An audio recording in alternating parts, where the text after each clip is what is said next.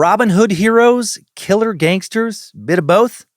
The Japanese government calls them Boryokudan, meaning violence groups. They call themselves Ninkyodantai, meaning chivalrous organizations. And the rest of the world knows them as the Yakuza, the Japanese Mafia. At quick glance, when you see them in public, you could easily mistake most of them for some successful businessmen. Serious-looking dudes wearing designer shoes, tailored suits, stepping out of luxury vehicles. At a closer glance, you might see some scars from innumerable fights on their faces or knuckles, traditional Japanese tattoos just barely poking out from beneath their sleeves and collar, and a left pinky finger that's a knuckle or two shorter than it's supposed to be. These men are generally successful businessmen, but also they're some of the world's most ruthless and well-organized gangsters, the Yakuza. These organized criminals have been terrorizing Japan for centuries.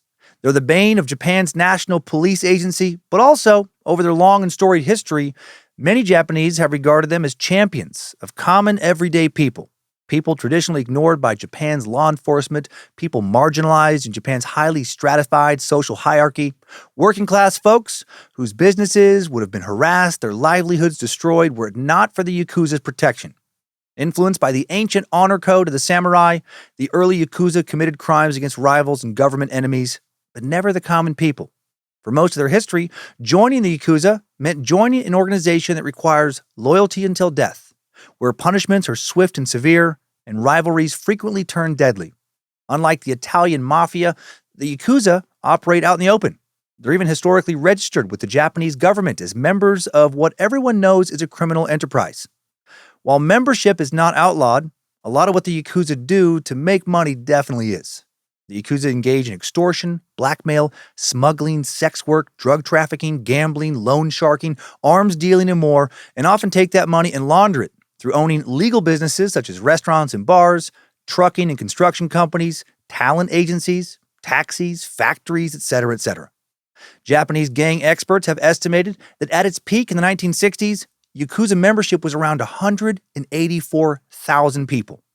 With stricter laws and increased police crackdowns in recent decades, as well as a shifting perception amongst the younger generation regarding exactly how cool being a member really is, the Yakuza's numbers have declined by more than 50% from their peak, but they're still a very powerful underworld force in Japan and elsewhere. Members are divided up into hundreds of individual gangs, most of which belong to a large crime syndicate or family. The largest family is the Yamaguchi-gumi family, founded in the seaport city of Kobe in 1915. The organization's methods have evolved and adapted over the times, and they will most likely continue to adapt and exist in some capacity for the foreseeable future. This week, we discuss the obscure origins of the Yakuza during Japan's feudal period, how they developed into the gangsters that would eventually infiltrate the highest ranks of Japanese government. We'll also cover their hierarchical structure, initiation, rituals, how they came to be associated with a lot of sweet, sweet tattoos, and more in another organized, true crime, historical, Empire of the Sun edition of Timesuck. This is Michael McDonald, and you're listening to Timesuck. You're listening to Timesuck.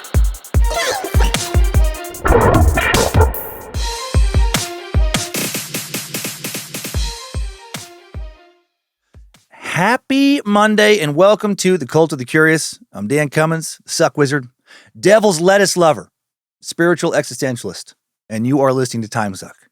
Hail Nimrod, hail Lucifina, praise be to good boy Bojangles, and glory be to Kenny Loggins' wingman and the yacht rock captain himself, Triple M. No announcements today. Let us just learn about some Japanese gangsters.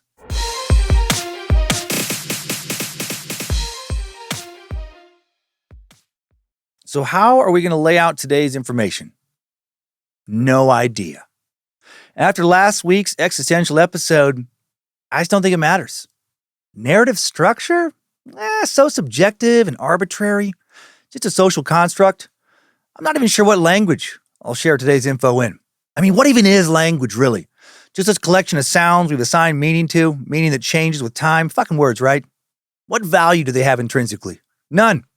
Less true meaning than a fart. At least the sound of a fart is accompanied by a smell that is not subjective. It's going to hit your olfactory senses whether you want it to or not, unless you've lost your sense of smell. Smell affects regardless of what culture we're a member of, regardless of what language we speak. But is the smell actually objectively bad now that I think about it? Little kids fart, they don't start gagging. No, they're conditioned to believe that farts are bad. If I fart in my dog's face but talk to it in a sweet voice while I do so, it doesn't seem to care. Wags its tail. The fart's positive or negative qualities are merely assigned to it in this crazy reality we construct ourselves. What the fuck am I talking about right now? No, why am I talking at all? Not just smoking weed. Let's just all sit in silence. While I smoke weed, each of us can tell ourselves what we want to know about the Yakuza. Just make it up. Just nothing matters. Kidding, of course. Last week's existential suck did not quite break my mind. I did review some of the footage, and I thought I was talking so much more slowly than I was. Cracks me up that I felt so high. I was useless the rest of the night, but I sounded pretty normal. That's what my friends usually say about me when I'm on something. I had Chris from Bit Elixir over at the house a while back. He was sober. He was a DD for his lady. And me and some other people had quite a bit of hallucinogens in our systems. Almost everyone else was acting so weird. And Chris just kept saying to me, "How are you still just Dan?" Like he was just disappointed. I don't know. So sorry if the 420 suck was not as different and wild as I thought it would come across as. I hope you loved it, though. I certainly had fun. And we're going to have fun today. And of course, words do matter, as does the narrative structure. If I want to share what I've learned about the Yakuza with you, which I do, the entire reason I'm here and that you're here. So let's not get too existential this week. Let's fucking focus on Japan's cool-looking, ruthless underworld kings. I'll start today with an overview of Japan's feudal period, the setting in which the Yakuza first developed, followed by a detailed look at the Yakuza's hierarchical, that word always kills me, hierarchical structure, initiation rituals and other ceremonies, and we'll talk about pinky fingers. Oh boy. The Yakuza real hard on pinkies. This episode has really made me appreciate still having both my pinky fingers, all the knuckles on them. It's nice. Nice not to have to worry about slicing a part of my pinky off if I fuck up at work. After going over all that, we'll head down a timeline of notable events and people in the Yakuza's long storied history. And let's get started, shall we? The legendary samurai once stood alone as the baddest motherfuckers in all of feudal Japan. With the coolest looking armor, I might add. I think samurai armor looks a lot cooler than the earlier armor of Europe's knights. Almost makes a part of me wish I could go back in time and be a samurai. But I'm not so sure I would be a great samurai. I'm pretty sure I would not be one. And if you weren't one of the best samurai, well, you ended up as a dead samurai, missing your head with a great big gash in your gut. And that part doesn't sound cool at all. The samurai started off as provincial warriors, rising to power way back in the 12th century during the beginning of the country's first military dictatorship, which was called a shogunate, and began in 1192 CE. Some sources say 1185 CE. And would last all the way until 1867 or 1868 CE. Sources vary a little bit with those years as well. Samurai means those who serve. The samurai supported the authority of the shogun, Japan's military ruler, and they enabled the shogun to hold power over even the emperor. In this way, the samurai dominated Japanese government and society all the way until the Meiji Restoration of 1868, which ended the country's feudal system. The samurai's honor code, called Bushido, meaning he who smelt it dealt it. Still the basic code of conduct for modern Japanese society. I wish Japanese society was based in flatulent ownership, just entirely. But it's not. No, it's based in the way of the warrior. That is Bushido. During Japan's Heian period, which lasted from 794 to 1185 CE, the samurai were armed supporters of wealthy landowners. Many of them left the imperial court in search of better financial prospects after they were prevented from obtaining positions of power by the Fujiwara clan. The Fujiwara, they dominated the political scene of the Heian period, with many members of this family acting as regents in place of the emperor. During this time, various wealthy landowners exchanged use of their land for military service and loyalty. In the mid-12th century, political power had shifted from the emperor and nobility in Kyoto to the heads of clans on their country estates. The Genpei War, a national civil war which lasted from 1180 to 1185, was fought between the Taira and Minamoto clans, and the war ended with the famous samurai warrior Minamoto no Yoshitsune leading his clan to victory against the Taira. And then Minamoto Yoritomo, the half-brother of Minamoto no Minamoto no Yoshitsune, a couple of these guys have some long-ass names, drove his brother into exile, established a government at Kamukara, a coastal city just south of Tokyo. I feel very confident about Tokyo. This marked the beginning of the Kamakura shogunate. This transition shifted all the political power to the samurai because Yoritomo's authority depended entirely on their strength. Yoritomo elevated warriors devoted to serving him and made the samurai a privileged class in Japan. No one in Japan could call themselves a samurai without his permission. It was an honor he had to bestow, and it was a very great honor. During this new period of the shogunate, military dictators now distributed land to their loyal followers. Estates were supervised by officials called stewards and constables. According to worldhistory.org, unlike in European feudalism, these often hereditary officials, at least initially, did not own land themselves. However, over time, the stewards and constables, operating far from the central government, gained more and more powers, with many of them becoming large landowners, daimyo, in their own right and with their own private armies. They challenged the authority of the shogunate governments. Feudalism as a nationwide system thus broke down, even if the lord-vassal relationship did continue after the medieval period in the form of samurai offering their services to estate owners. Samurai were influenced by Buddhism, which had been introduced to Japan way back in the 6th century CE. Buddhism appealed to the warriors because of the simple rituals and the belief that salvation comes from within. This was the philosophical background for the Bushido. Bushido emphasizes military skills and fearlessness, as well as frugality, kindness, honesty, and care for family and elders. The samurai also placed great significance on their swords and believed that a man's honor was within his sword. Japan's first shogunate was later weakened by 2 Mongol invasions at the end of the 13th century.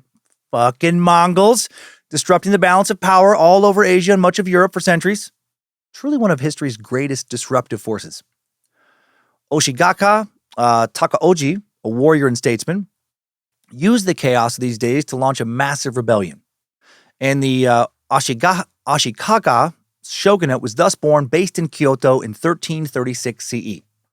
For the next 2 centuries, various feudal clans battled for power, sending the country into a state of chaos. After the Onin War of 1467 to 1477, the Ashikaga shogunate was no longer effective, and there was no strong central authority in Japan, and that allowed feudal lords and their various samurai warriors to gain more and more power for a long, long time. This period was called the Muromachi period, as the shogunate was based in Kyoto's Muromachi district. Although there was a lot of political chaos, also a golden age for Japanese art. The period of the country at war ended in 1615 then with the unification of Japan under Tokugawa Ieyasu. This marked the beginning of the Tokugawa shogunate, a 250-year period of relative peace and prosperity. The samurai now governed primarily through civil means rather than military force. Tokugawa passed the ordinances for the military houses that required the samurai to train now in both the art of war and Confucian learning. Confucianism was the state's dominant religion during this period, and the principles of Bushido now became the code of conduct, not just for the samurai, but for all of Japanese society. During this time, many samurai laid down their swords, at least more often than they had before, and became bureaucrats or tradesmen instead of paid warriors, but they didn't get rid of their swords entirely. These weapons were still an important symbol of power and honor. Love traditions like that, by the way. A very cool way to fill your life with a lot of meaning. In fact, in 1588, the Japanese government passed laws restricting sword carrying to only the samurai. The samurai had adapted with the times, but were still seen primarily as Japan's finest warriors, and they were now, in a way, honored more than ever before. Their swords and what those swords represented given even more cultural value. But then after a few more centuries, the time of the shogunates collapsed entirely in the mid-19th century for several reasons. One of the main factors in the fall of the shogunate was widespread civil unrest in the peasant class due to famine and poverty. Yep, history has shown us time and time again that when large numbers of the poorest members of society can no longer even afford to eat, the chance for a massive society-shifting revolution is very high because too many people now have too little to lose. Also in the 19th century, the West is starting to truly and powerfully exert its influence on the once isolated island nation of Japan for the first time. The United States, in particular, wanted Japan to open up to international trade. And thus, Japan signed a treaty with the U.S. in 1858 and soon signed additional treaties with Russia, Britain, France, and Holland as well. And this did not set well with many in the traditionally reclusive and isolated nation. It increased dissension towards the shogunate, And now even many loyal samurai called for power to be restored to the emperor. In 1868, the Shoshu and Satsuma clans allied together to overthrow the shogunate, and they announced the restoration of Emperor Meiji, marking the start of the Meiji Restoration. The feudal system was abolished entirely in 1871, and the new army quashed samurai rebellions in the 1870s. And the age of the samurai is now over. During the Meiji Restoration, Shintoism is established as the state religion, and Bushido adopted as the ruling moral code. Shinto is the indigenous religion of Japan, or Shintoism. The name means the way of kami, kami meaning sacred or divine power. It was born in Japan at least as long as 1000 BCE ago. That's a long time ago, my God. Still practiced today by at least 5 million people. The followers of Shintoism believe that spiritual powers exist all throughout the natural world. Shinto is a polytheistic, animistic religion that revolves around supernatural entities called kami. Followers believe that the kami inhabit all things, including forces of nature, prominent landscapes. Each river, each tree, each rock has a spirit. Kami are worshipped in household shrines and public shrines. Another belief of Shinto is the veneration of ancestors. While there are 2 holy books written in the 8th century CE, books containing myths previously passed down orally, there is no founder, no Bible or Quran or Tanakh equivalent, no strict dogmas. So all of that is the cultural backdrop of Japan. The rise, the fall, the samurai, the establishment of Bushido is the nation's moral code. And out of all that turmoil, out of the turmoil of the age of the samurai ending, but there's still many still wanting to live somewhat like a samurai, well, now the Yakuza will be born from that. So let's take a look at the structure and activities of the Yakuza now. And a lot of times it's pronounced Yakuza. I like to say Yakuza. Sounds cooler to me. So sorry if it's not quite correct. But as I mentioned up top, the official name for the Yakuza used by the police and media is Boryokudan, meaning violence groups. And they're not wrong. They're certainly violent. And as I also mentioned up top, the Yakuza call themselves Ninkyo-dantai, meaning chivalrous organizations. The actual term Yakuza translates to more or less good for nothing. Yakuza can refer to individual people or to an entire group of gangsters. And traditionally, the Yakuza engage in operations like gambling, extortion, blackmail. Modern Yakuza also involved in human trafficking, arms smuggling, drug trafficking, loan sharking, sex work. They additionally run a variety of legitimate businesses, again, like restaurants, trucking companies, factories, etc. Generally, these days, the Yakuza have shifted towards white-collar crime and utilize bribes over violence whenever possible. But fuck them over, and you'll very likely see some old-school violence up close and personal. I watched a ton of videos of the Yakuza members where the interviewers will ask them straight up if they've ever killed someone. And when they say they have, like the way they say it, I 100% believe them. One even said that killing someone that you've been ordered to kill is how you move from being an associate of the Yakuza to being, getting an invite to become a full member. Can you kill for them? That's the test of loyalty. The Yakuza consider themselves chivalrous because they have performed innumerable charitable acts throughout their history, like donating and delivering supplies to victims of the 1995 Kobe earthquake, also the Great East Japan earthquake and subsequent tsunami of 2011. But to many, this is like if the Mafia, after shaking down small business owners and selling coke to their sons and pimping out their daughters for years and years, then handed out some free bottles of water following a natural disaster. Very much a thank you for the help, but also still go fuck yourself. It's commonly thought that the Yakuza are descended from gangs of Ronin, masterless samurai who became bandits or rogue swords for hire. This is at least partially true.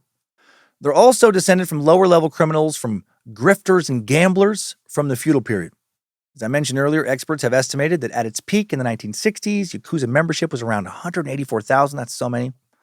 But by the early 21st century, the numbers decreased to around 80,000, split evenly between full members and associates.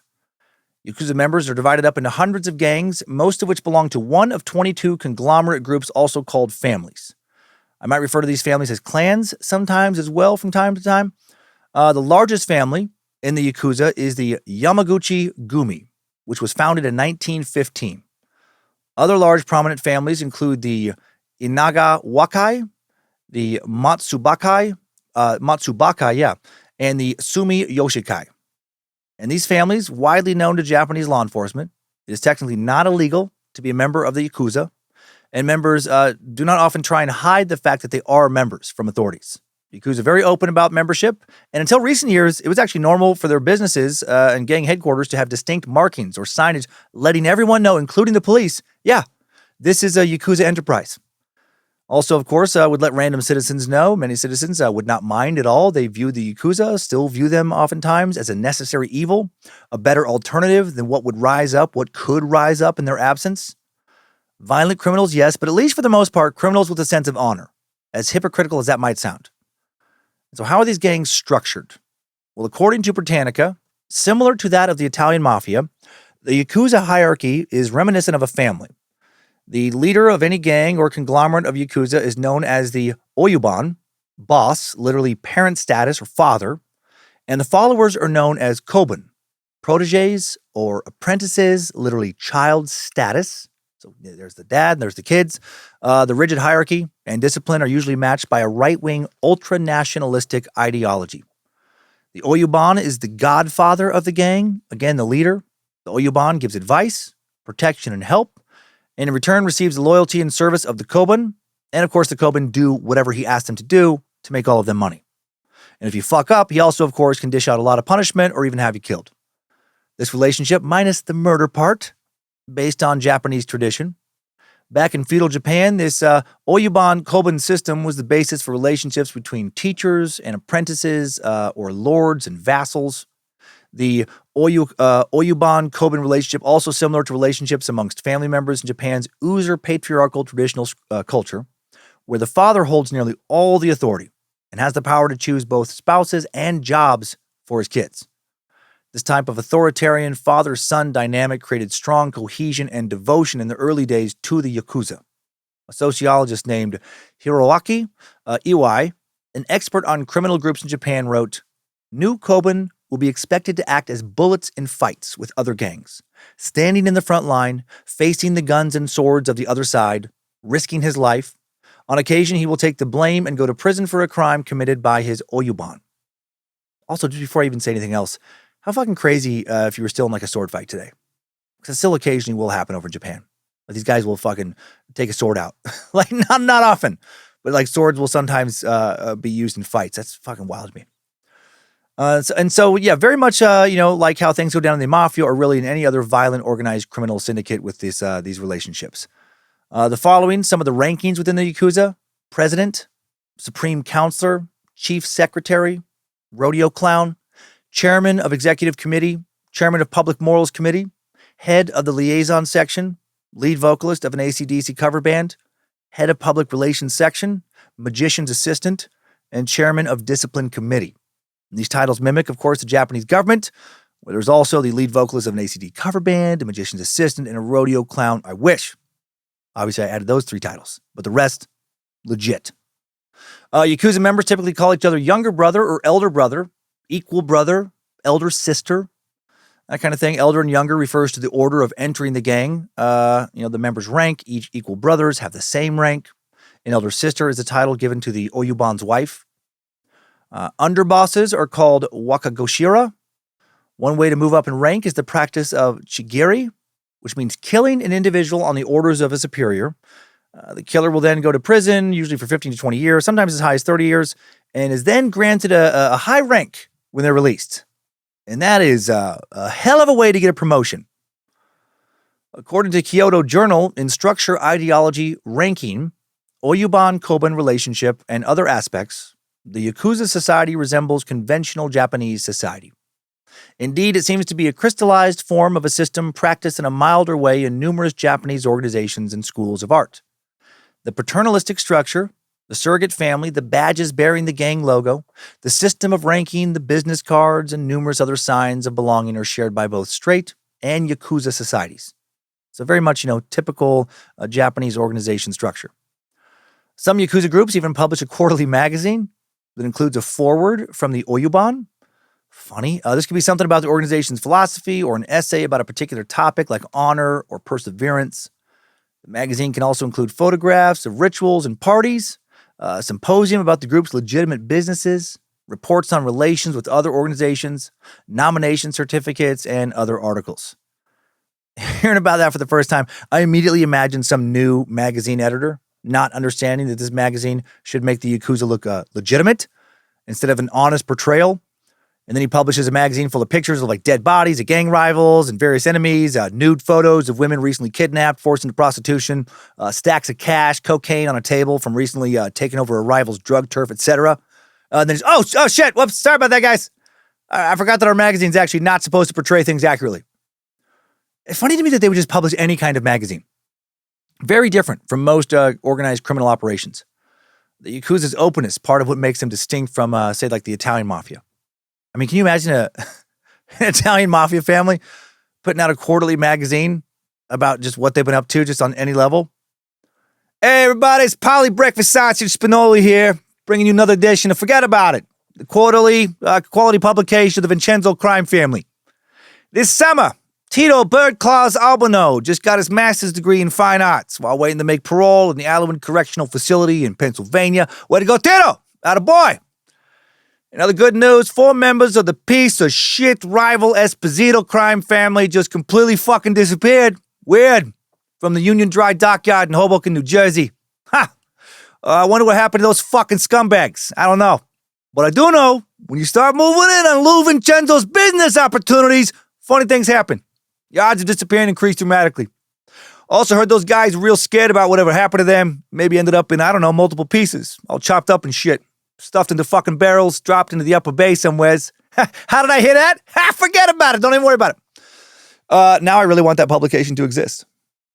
Back to the Yakuza. The groups would have signboards called Kanban that would bear their name, location, affiliation. The practice of putting up signboards on Yakuza-owned businesses was widely accepted until the late 20th century, when the police began crackdowns on Yakuza activity, when the cops there finally got tired of the gangs blatantly flaunting business assets they'd often bought with money made from vice. And that also is just ridiculous to me. Like if you just walking downtown in just any American city, and then there was just a big sign that basically said like, this is the Vincenzo's, fucking accounting, like forget about it, accounting services. Yeah, it's a fucking mob business. What the fuck are you going to do? Just like blatantly advertising. This is a criminal enterprise. Individual Yakuza members also would carry business cards, may still do until at least 10 years ago they were doing this, that would announce their umbrella organization, direct branch, rank, and office address and phone number. Love that they have offices. Very funny for me to picture some dude who's just, beat the fuck out of some bar owner for not paying their protection money the day before, or taking a sword to some dude who just killed some guy for roughing up a sex worker who works at an underground Yakuza brothel. And then he's just going in on like Monday morning to some stereotypical office, standing under drop-down fucking ceiling panels with fluorescent lights, filling up his hydro flask at the water cooler, reminding his administrative assistant, would you please stop heating up fish in the microwave, for fuck's sake? It stinks up the entire office. Just dealing with the regular mundane shit most of the rest of us deal with. Now let's get some inside direct info on the Yakuza. Last year in 2023, Insider.com interviewed Yuyama Shina, a former Yakuza gang boss. This dude looked like a badass.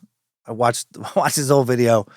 He just a very, very, all of the Yakuza guys I saw interviewed just so poised, very disciplined, very calm energy, which I found odd. Shina, but I guess, maybe it shouldn't be odd. They've seen so much shit that why would they even be slightly nervous about a fucking interview? Like they've literally killed people. Shinya was arrested 11 times. All his arrests seemed to be gang-related. He served 8 years in prison before leaving his Yakuza family. Said he joined the Yakuza when he was just 18 years old. Left in 2012, current age not given in the interview. He shed some light on Yakuza ceremonies and practices in a video viewed almost 7 million times on YouTube in less than a year and a half. He said, at some point in time, the Yakuza virtues have changed from violence, duty, and status. And today, the condition for getting promoted is only defined by how much money you're making. Yeah, he definitely seemed to feel throughout this interview that like the sense of honor is declining in the Yakuza. He said the Yakuza organization is already in a state of decline. The number of criminals never decreases, but the people who were in the Yakuza up until now quit the organization to then commit other crimes. Thus, having rules is futile. I think it is inevitable that the current young generation has no interest in the Yakuza. In the past, there was a time when the Yakuza was at its peak, had a very cool image.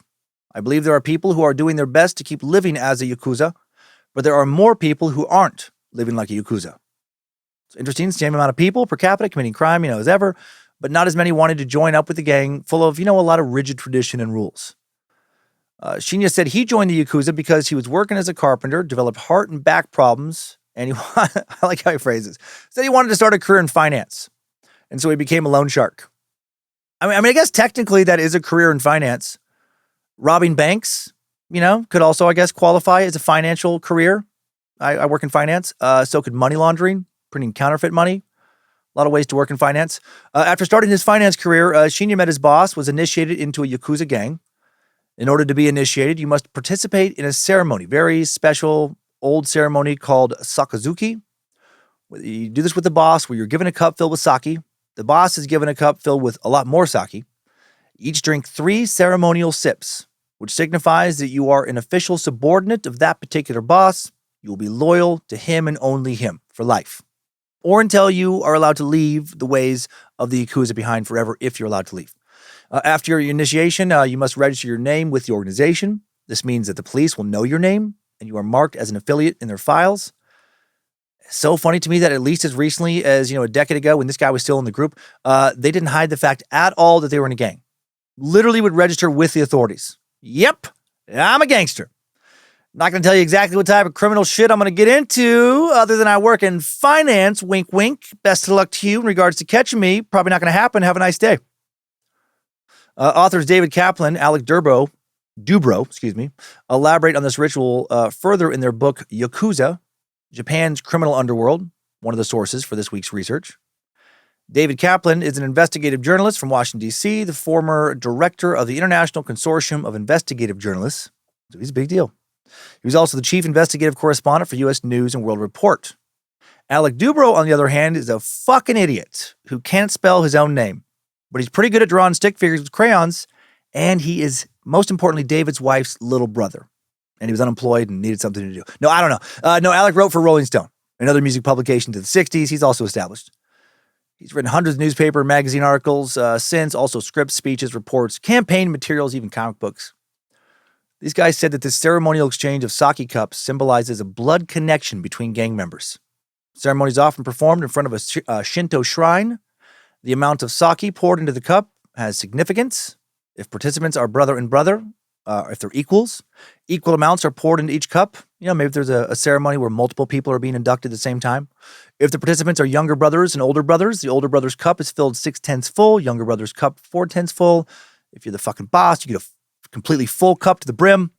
According to sociologist Hiroaki Iwai, brought him up earlier, all members of the organization attend the initiation. Rice, whole fish, piles of salt are placed into the Shinto shrine, and the Oyuban and Koban sit in front of the shrine facing each other. Other gang members arrange the fish and fill the drinking cups, adding fish scales and salt to the sake. Oh, yum! Oh, you can't enjoy some sake without some tasty-ass fish scales. That's what I'm always complaining about at home, like with Lindsay's cooking. I'm like, why can't you just fucking throw some more fish scales in this? Yeah, no, it's a fine steak. You could use some fish scales, though. The Koban is told, having drunk from the Oyuban's cup and he from yours, you now owe loyalty to the Ika, the family, and devotion to your Oyuban. Even should your wife and children starve, even at the cost of your life, your duty is now to the Ika and Oyuban, right? Like first and foremost. Another variation of the pledge is, from now on, you have no other occupation until the day you die. The Oyuban is your only parent. Follow him through fire and flood. That's intense. Yeah, traditionally devotion, most important within the Yakuza. Former member Yuyama Shinya made the observation of how funny it is that an organization made up of a bunch of criminals, people who, traditionally struggle with structure, obedience, and following rules, end up joining this massive organization built on structure, obedience, and following rules. Jacob Raz wrote in a piece for the Kyoto Journal about joining the Yakuza. Sakazuki, the cup exchange, is the most important ritual in the Yakuza world. Although declining in frequency in recent years, it still most fully expresses the spirit of the Yakuza, the will and determination of the members to strengthen the bonds of the organization, and the complexity of the rank and function of relationship. The ritual is highly theatrical, elaborate, and a symbolic event, somewhat resembling a Shinto wedding ceremony. A great deal of meticulous preparation goes into Sakazuki. It is performed most solemnly, emphasizing religious elements such as purification.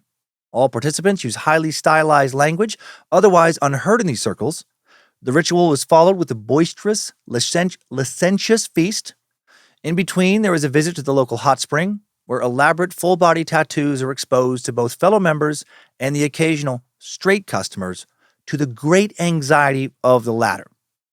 Because there are now police restrictions on this ritual, the time and location are often kept secret until the very last moment. All right, before moving forward, let's talk about tattoos and the Yakuza, since the image of the Yakuza gangster is so closely associated with someone being tattooed everywhere, essentially except for their hands and face. And not just tattooed, but tattooed in the traditional Japanese style. Irazumi is the Japanese word for tattoo, meaning inserting ink. And in the West, it's used to refer to the traditional Japanese style of tattooing. Irazumi has been around for a long time. Tattooing for spiritual and decorative purposes in Japan is thought by some historians, by many actually, to extend back to at least around 10,000 BCE on the Japanese archipelago. I don't know what I was trying to say there for a second. The Japanese archipelago. In the Yayoi period between 300 BCE and 300 CE, tattoo designs were observed and remarked upon by Chinese visitors to the Japanese island of Kyushu. Such designs were thought to have spiritual significance as well as functioning as a status symbol. In the 3rd century CE, one Chinese observer wrote about Japanese tattoos. Men both great and small tattoo their faces and work designs upon their bodies. Sometime between 300 CE and 600 CE, outside of the indigenous Ainu people's culture, an aboriginal population of northernmost Japan, tattoos began to take on a largely negative connotation. Instead of being used for ritual or status purposes, tattoos began to be placed on criminals as a punishment to mark them, like a scarlet letter. So you'd know that if you saw someone with tattoos, oh, buddy, they were a naughty boy or girl who refuses to go pee-pee on a potty, or something like that, mostly. Mostly you'd know they were naughty. Next time you see somebody with a lot of tattoos, if you're worried about them, you're not sure where they stand morally, I think you should ask them, hey, are you a good boy or girl who goes pee-pee on a potty? Are you naughty? They'll love it. Oh, they'll love it. You definitely won't have just made things unnecessarily super weird and awkward. Until the Edo period, from 1603 to 1867 CE, the role of tattoos in Japanese society did fluctuate quite a bit. While tattooed marks were still frequently used as punishments, minor fads for decorative tattoos, some featuring designs that would be completed only when lovers' hands were joined. That's pretty badass. Also came and went out of style. During this period, there was something literally called the Irazumi Kei, the tattoo punishment as well. It was a criminal penalty where the location of the tattoo you would be forced to get was determined by your crime. For example, thieves were tattooed on the arm, murderers on the head, the shape of the tattoo based on where the crime occurred. But it was also during the Edo period when Japanese decorative tattooing began to develop into the advanced and gorgeous art form it is known as today. The impetus for the development of Irazumi into a true art form in Japan was the development of the art of woodblock printing, alongside the release of the popular Chinese novel Suikoden in 1757 in Japan. Though the novel dates back several centuries before this, 1757 marked the release of the first Japanese edition. Suikoden, a tale of rebel courage and manly bravery, was illustrated with lavish woodblock prints showing men in heroic scenes, their bodies decorated with dragons and other mythical beasts and flowers, ferocious tigers, religious images. The novel was an immediate and massive success, creating a huge demand for the type of tattoo seen in the woodblock illustrations. Thanks largely initially to this novel, there was a rise in the number of woodblock artists in Japan. These artists began to also practice tattooing, since tattooing used many of the same tools used for woodblock printing, such as chisels, gouges, most importantly, a unique type of ink known as Nara ink or Nara black, which turns blue-green under the skin. There is some academic debate over who wore these new elaborate tattoos initially. Some scholars say it was just the lower classes who flaunted these tattoos. Others claim that wealthy merchants, barred by law actually from flaunting their wealth, would wear expensive Irazumi under their clothes. It is known for certain that Irazumi became associated with firemen who would wear them as a form of spiritual protection. That's pretty cool. Then during the early years of the Meiji period, which began in 1868, when Japan had now opened its borders to the West, the Japanese government, maybe a little overly worried about its image and desperate to make a good first impression in the face of its new international status, outlawed tattooing in 1872, with Irazumi now becoming more associated with criminality than ever. Nevertheless, many foreigners, fascinated with the unique skills of Japanese tattoo artists, traveled to Japan with the express intention of being tattooed there, and traditional tattooing continued, just went underground, which honestly made it a lot fucking cooler. Gave the artist dishing these out and the clients getting them more street cred. I'm sure people had to pay more for them now. Artists who could get away with it made more. Tattooing wouldn't again become legal in Japan until 1948, when the practice was legalized by Japan's occupational government. By this time in Japan's mainstream culture, tattoos firmly are associated with not just criminals, but with the Yakuza primarily. And a variety of businesses, such as a lot of bathhouses, would not let customers with tattoos in. Did not want to deal with gangsters. Backing up now to firmly connect all of this with the Yakuza, again, known for tattooing their entire bodies, excluding their hands and faces. By the late 17th century, it was common for various gangsters and gamblers and other criminals to tattoo their entire bodies. This tradition begins. Or again, have tattoos forced on them as a punishment, as I mentioned. Laborers who worked with most of their bodies exposed would also often voluntarily tattoo themselves. Sex workers would often get tattoos to look a little more exotic, a little sexier, a little bit naughty. Hey, Lucifina, sexy woman plus tattoos? Yes, please. My wife Lindsay has several tattoos, but she worries about getting too many. Worries that might make her look trashy or something. I always tell her, I am not going to be upset about it. I wouldn't care if she had literally 90% of her whole body tattooed. It's all about the kinds of tattoos for me mixed in with the person. Some people can pull off being covered, some can't. Some people can pull off face tattoos, some can't. And I'm not sure why, but there's something especially sexy about a woman getting irizumi tattoos. Right? Tattoos of dragons, koi fish, samurais with swords drawn, geisha girls, that kind of shit. Love it. And why are big back and thigh pieces so fucking hot? Now I'm getting distracted. Get out of here, Lucifina. In the early days of the Yakuza, tattooing was considered a test of strength because traditional tattooing involves a tool tipped with small needles that is punched into the skin over and over. Full back tattoo using this process could take up to 100 hours. That is fucking torture. I've been having a full back piece worked on for the past 2 years or so. Very detailed. I'm also covering up several other old back tattoos, so I need a lot of ink. I'm about 20 to 25 hours in with probably 10 to 15 hours to go, and it fucking sucks. Every time I get a 5 to 6 hour session, it takes a good 2 weeks to fully heal. It's a bit harder to sleep. I get little flakes of dried ink all over the sheets. Feel like I have a cold. I have to wear black shirts for a few days, in case it bleeds. Can't wear second skin for more than a day or two because my back moves too much and won't stay on. And while I'm getting it done, the last hour or so of the session, holy shit, does my back feel tender. And getting hammered with old school traditional needles, from what I understand, hurts a lot more than a modern tattoo gun. And those gangsters oftentimes would have long sessions, 8 to 10 hours at a time. And they didn't get like lidocaine numbing cream and sprays, no second skin to help with healing. And all of that actually made tattoos more appealing to these gangsters. Right? It was a sign of fucking strength. Toughness. Japanese gamblers, gangsters had massive tattoos, show their courage, masculinity, to distinguish themselves from the rest of the world. Not only would they get a lot of ink, right? They would make a point to act like it didn't hurt a bit while they're getting it. Real machismo, testosterone, samurai, warrior culture shit. Also, while they do get a lot of ink, they typically would not get their face and hands done. Most Yakuza members keep their tattoos private, so they can't be seen above the collars or cuffs of their nice suits. They still want to be able to blend into respectable society when they wear a nice suit.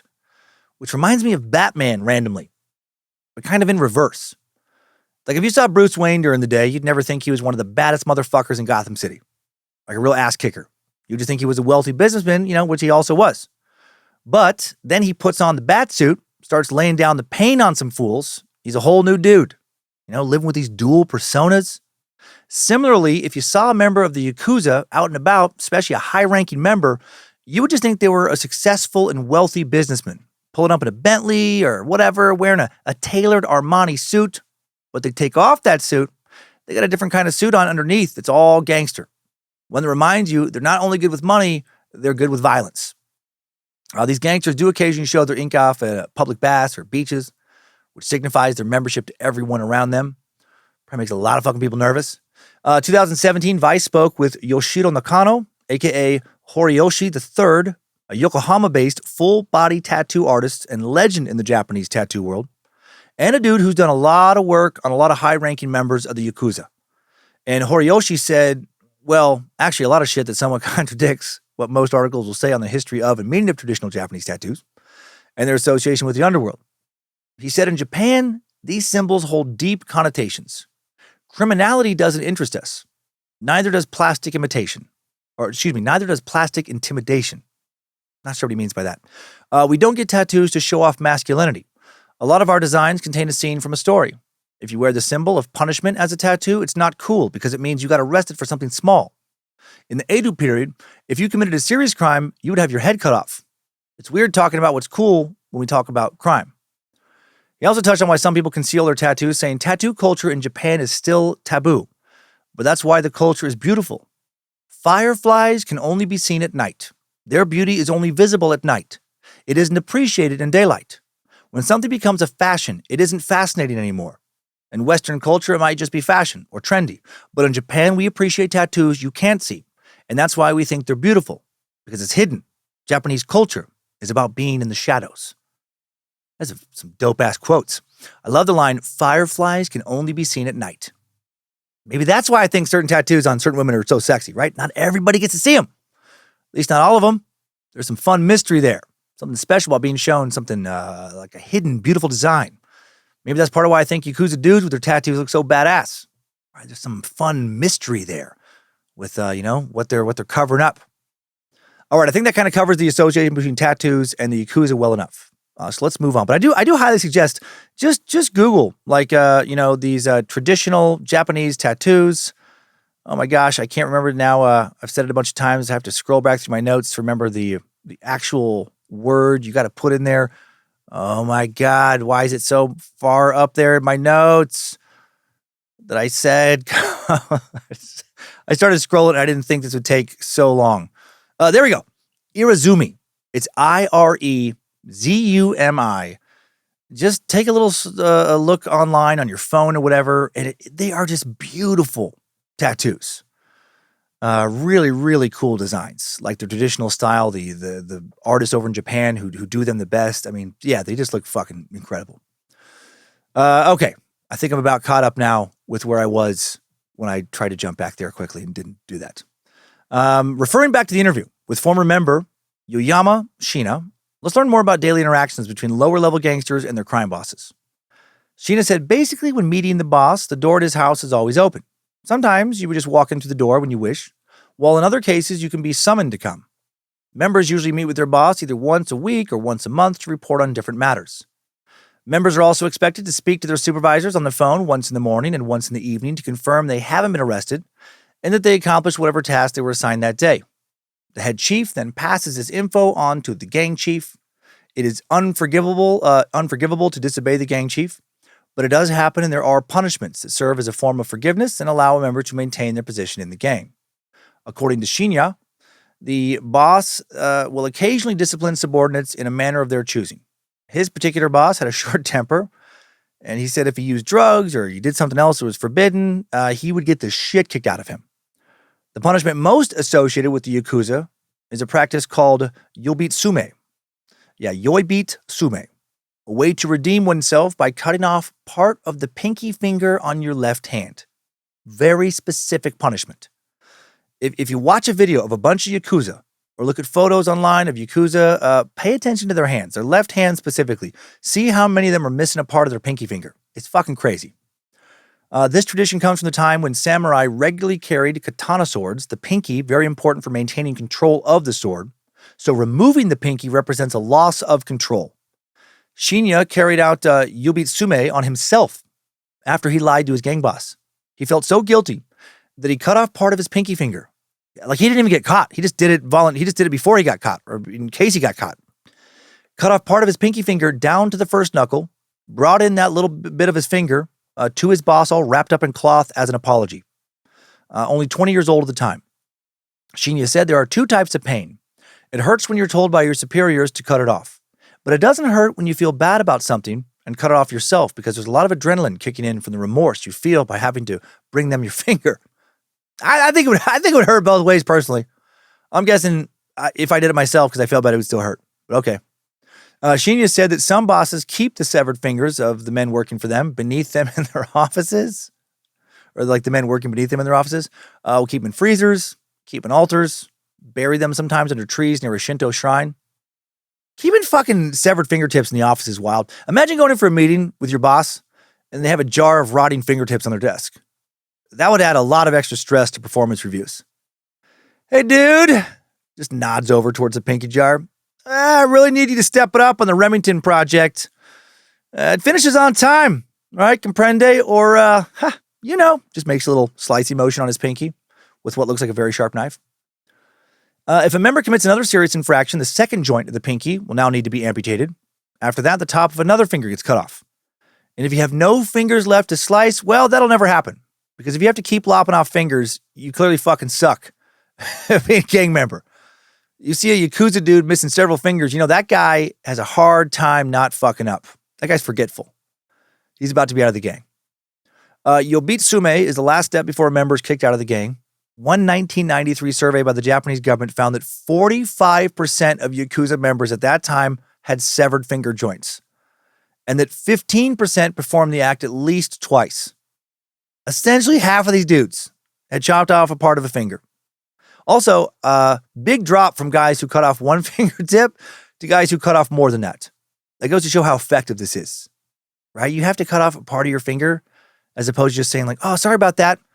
Definitely going to be a more effective deterrent towards fucking up again, right? Like you lose your keys and as punishment, you have to cut off part of your fucking finger. You're probably not going to lose your keys again.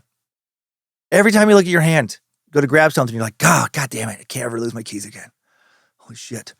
Shinya also went over some of the rules the members have to follow. There's not that many. They sound kind of vague, but I guess they encompass so much. Loyalty is like the most important rule. Yakuza members loyal to their boss and group, forbidden from hiding money from the group or forbidden from going to police, testifying against a fellow member, like you don't ever be a rat. That's a good way to end up dead. You should also not commit petty crimes, such as shoplifting, stealing from regular, everyday people. That's another big rule. Don't commit stupid crimes. Don't commit crimes against this common working man. No drugs is another rule. Not allowed to use drugs until recent decades. When the Yakuza moved into the drug trade, you were also not allowed to sell drugs. Some still adhere to this. Respect, another big rule. Yakuza members to be respectful to all those who do not work against them and those who do not disrespect them. And finally, no infighting. Yakuza members forbidden from disrupting the harmony of the gang. Again, not that many rules, but they're broad rules that I'm sure can be interpreted in a lot of ways to cover, so much of what you're not allowed to do. According to authors Kaplan and Dubrow, Yakuza ethics and rules have always been influenced by the Bushido, the way of the warrior. They prove their manliness by enduring pain, hunger, and imprisonment, by living with honor, a violent death, a life lost while helping defend one's gang family, viewed as highly honorable. The Yakuza also follow the concepts of giri and ninjo, which have a strong impact on Japanese society. More broad, vague terms here, but with a lot of unwritten rules underneath them, I'm sure. Giri means obligation or a strong sense of duty. Ninjo means human feeling or emotion, interpreted as generosity towards the weak and disadvantaged. So how is it possible to live by these ethical, moral codes, but also make your money through crime? Well, I'm not sure it is always possible to do both, but it seems like a lot of these guys do try in certain ways. Yu Yamashina explained some of the ways Yakuza make money. Shinya said that if you ask the Yakuza for help, they will assist you. But then he says, quote, but after that, things become difficult. They start saying that since they helped you at the time, you must pay back for the aid you got. So like with most gifts in life, there are strings attached, heavy strings in this case.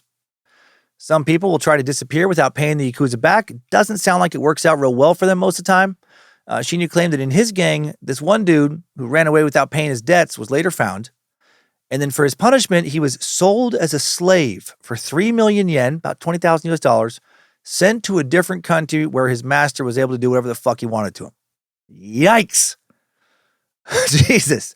Yakuza make a lot of their money through security arrangements with clubs and bars. So, protection rackets, just like the Italian Mafia in America. Pay us this much money a month. We will protect you from people exactly like us. Fun little shakedown. Club owners who are protected can call the Yakuza when drunk or rowdy customers are causing trouble, and they'll swing by and fix shit, which is great. But what if the Yakuza themselves are causing the trouble? Then who do you call?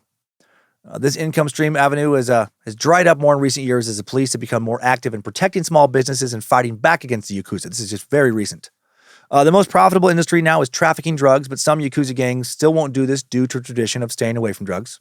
Another profitable venture is arms smuggling. Guns are illegal for any private citizens to own in Japan, but the Yakuza are able to smuggle them into the country, obviously use them themselves, but also sell them. Shinya explained that most members have multiple streams of income. For example, he said he had some sort of business that involved sex work, so he was some type of pimp, and he made money through blackmail, possibly related to his pimp game. Then he used money from that to fund a legitimate construction business, or at least quasi-legitimate, strongly assuming he laundered a lot of sex work and blackmail money through the construction company. Said he made at least 4 million yen per month, which actually sounds like more than it is. It's the equivalent currently of a little over 14,000 US dollars a month. Not a crazy amount, but he was just one gangster in many in his Yakuza family. And they're all funneling a lot of this money up to the top. In order to keep law enforcement off their backs, the Yakuza bribe public officials, the police, also get their own members hired by the police, or elected or appointed into political positions when possible. All right, now that we know a bit more about how the Yakuza work, let's enter our timeline of their mysterious origins, infamous leaders, and most notable events. And now, how about I hit that old timeline button? Strap on those boots, soldier. We're marching down a Timesuck timeline.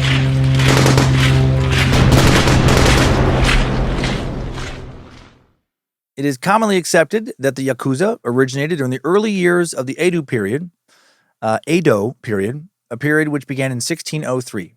The Yakuza evolved from a few groups, small-time outlaws, gamblers, and gangsters in feudal Japan. According to Kaplan and Dubro's book, Yakuza, Japan's criminal underworld, to the commoners of feudal Japan, they were known as kabuko mono, the crazy ones. And as early as 1612, they began attracting the attention of local officials. Like rebels of a more recent era, they wore outlandish costumes and strange haircuts. Their behavior was often equally bizarre. At their sides hung remarkably long swords that nearly trailed along the ground as the outlaws swaggered through the streets of old Japan.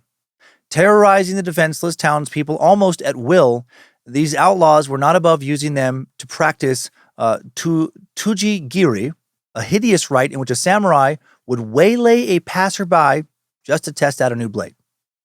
Just fucking slicing some unarmed stranger down just to make sure your new sword is sharp enough for battle.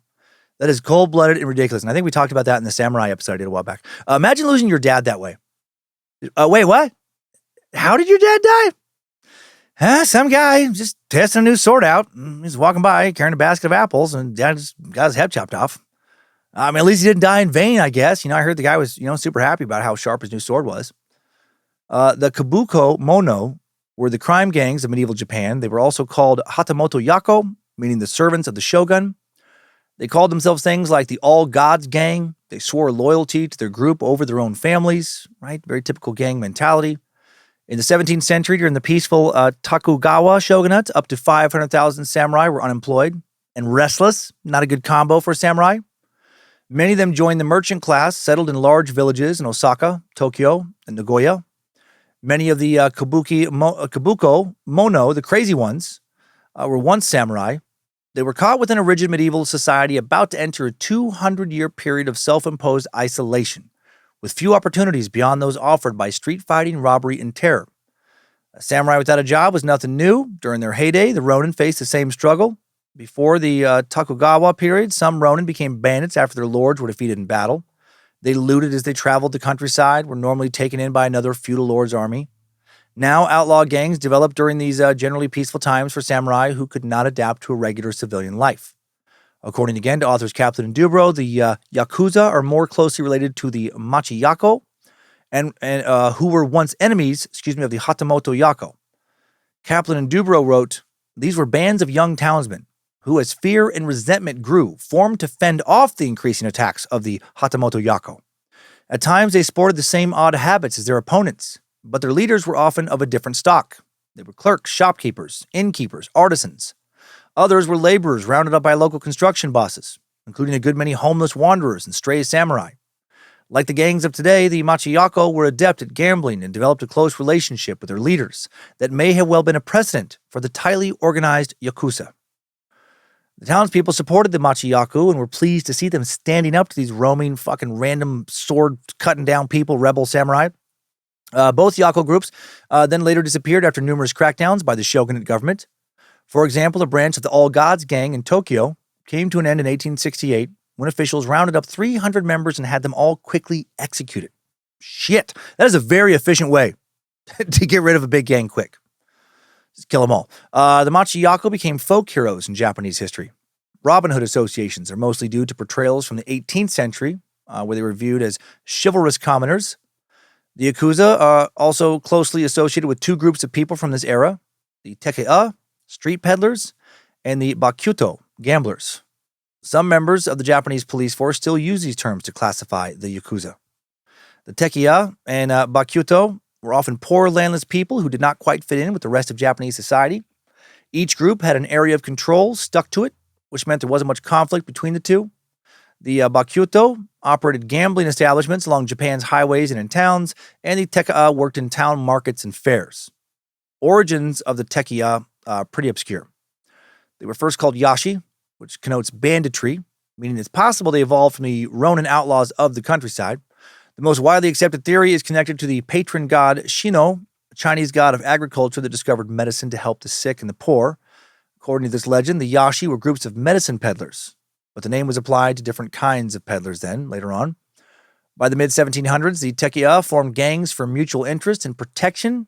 They established control over their booths in the markets outside temples and shrines. For some reason, this all makes me picture gangs forming at a farmer's market, which makes me picture a lot of rampant crime at the farmer's market. And as someone who regularly goes to the farmer's market, that is hilarious to me. Just, oh God, those fuckers just ran off with all of Becky's organic, locally harvested lion's mane mushrooms. And they took most of Clint's hand-carved wooden Middle-earth figurines. Oh no! They literally just set fire to the booth that Jim and Wanda's dye and fragrance-free handmade soap share with Rocky's free-range bison sausage. This has to stop. We need guns and swords and to form a gang that's going to kill these motherfuckers that think they can keep terrorizing the Wednesday afternoon 3rd Street Farmers Market. Kaplan and Dubrow also wrote about the Tekiya scam, saying they were men with a well-deserved... Sorry, I can't stop fucking thinking about the local Hayden Farmer Market around Coeur d'Alene. Just fucking chaos. Just samurais lopping people's heads off, defending, the sourdough bread that somebody makes down the street, whatever. Kaplan and Dubrow also wrote about the Tekiya scam, saying that they were men with a well-deserved reputation for shoddy goods and deceptive salesmanship, a tradition that survives today amongst the nation's thousands of Tekiya members. The early peddlers developed a proven repertoire of cheating techniques. They would lie about the quality and origin of a product, act drunk, and make a show of selling items cheaply so customers would believe they didn't know what they were doing, or delude the customer with such enterprising tricks as selling miniature trees, bonsai trees, without roots. What? A scam involving bonsai trees without roots? That is also hilarious to me. That sounds like a scam you would run at a farmer's market. Like instead of just taking so much time to carefully craft a tiny tree, these assholes were just getting a bunch of fucking little twigs, and gluing them together, gluing some leaves to the twigs, add maybe a bit of gravel underneath to look like scaled down big rocks under the normal sized tree, and just selling that shit to suckers. That got me thinking about these bonsai trees. I wasted way too much time on getting the show ready to record on bonsai tree articles and videos after this little thing coming up. Did you know that you can make any tree a bonsai tree? Apparently, that's what the internet said. I did not know that. I thought there were special kinds of trees that were just miniature. Like, there's just little trees out there. Like, if you planted them in your yard, you wouldn't have to do a lot. They would just grow to be tiny. You would just get like bonsai tree seeds. And you just grow your little tiny tree. And it would just look like a miniature version of a bigger tree. No, I guess that's not how it works. It's a lot harder than that. But there's more variety. You can just make a tree tiny. I was like, get the fuck out. Even an orange tree. I found videos of this. And then you can eat tiny orange. The oranges themselves get tinier. This shit blew my mind. I watched a whole video of this woman picking and eating tiny oranges of her miniature bonsai orange tree. No idea what she was fucking saying because her accent was super thick. But she seemed very happy. She seemed to enjoy them. They looked tasty. And now I kind of wish I had a greenhouse full of lots of tiny fruit trees. And then when I want a snack, I just head out to my greenhouse and I just eat a fucking shit ton of little oranges or a bunch of tiny apples or pears, whatever. And I get to feel like a god, like a fucking powerful giant god. As I look down on my full-size trees, look tiny to my powerful self. Growing these trees is a lot of work, though, so I'm not going to do that. But it's fun to think about. Sorry. Anyway, the Tekiya organized themselves they organized themselves in feudal rankings. The Oyuban, the underboss, the officers, enlisted men, apprentices. The Oyuban's home served as a gang headquarters and the training center for new members who lived in his home to learn the business. The enlisted men were required to sell the boss's goods, little fucking shitty-ass, tricky bonsai tree imposter stuff. They were not admitted as full members until they got the desired results. And the peddlers had to follow the so-called 3 commandments of Tekia. Do not touch the wife of another member. This is the first. A rule established because wives were left alone for long periods while their husbands went peddling. Second, do not reveal the secret to the organization of the police. And the third, keep strict loyalty to the Oyuban-Koban relationship. Rules 2 and 3 seem super obvious to me for a criminal organization.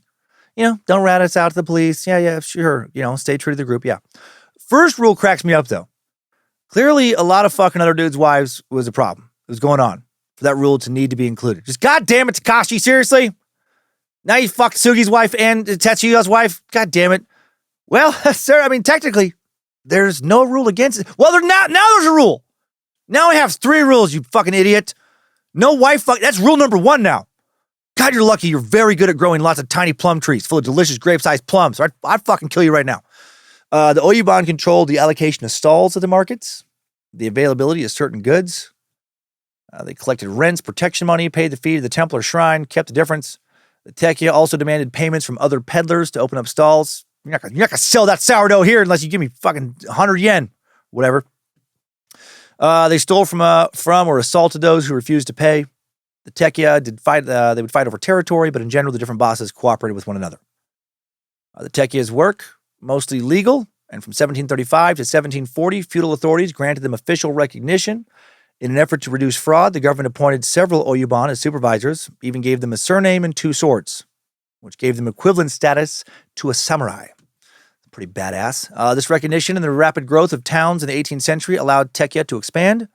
Some of the Tekia began organizing their own fairs/festivals with circus sideshows, stands that sell fruit, gifts, other household items. So like a beefed up farmer's market. I fucking love that this is all happening at farmer's markets. They also developed new criminal underworld at the farmer's markets. The merchants took in wanted criminals and fugitives, established protection rackets. Joining the Tekia provided a way out of poverty for many recently released criminals and some upward mobility for a whole class of people called the Barakumen, which translates to village people who were considered polluted or even non-human because they did dirty jobs like undertaking or working with leather. That's a random example of a filthy job. Oh, you work with leather? Okay, subhuman.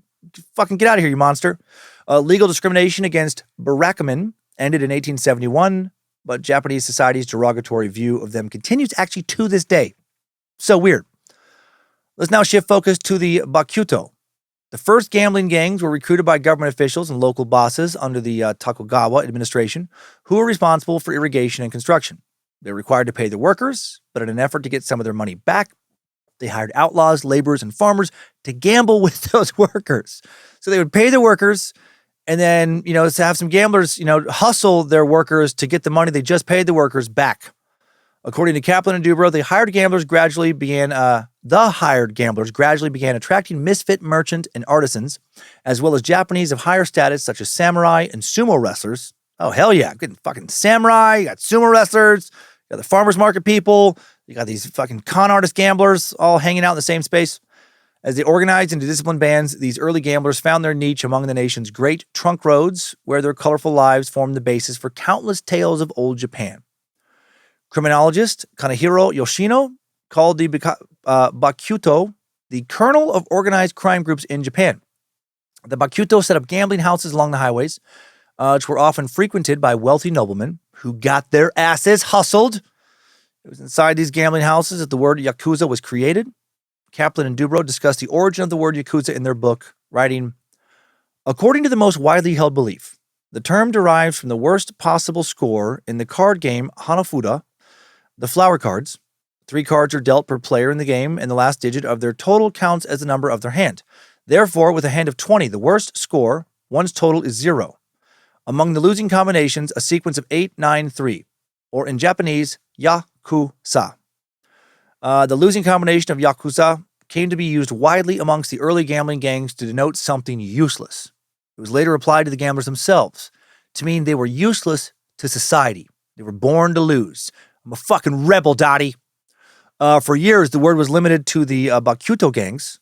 There are still purists today amongst the Japanese underworld who insist that only true Yakuza are traditional gamblers.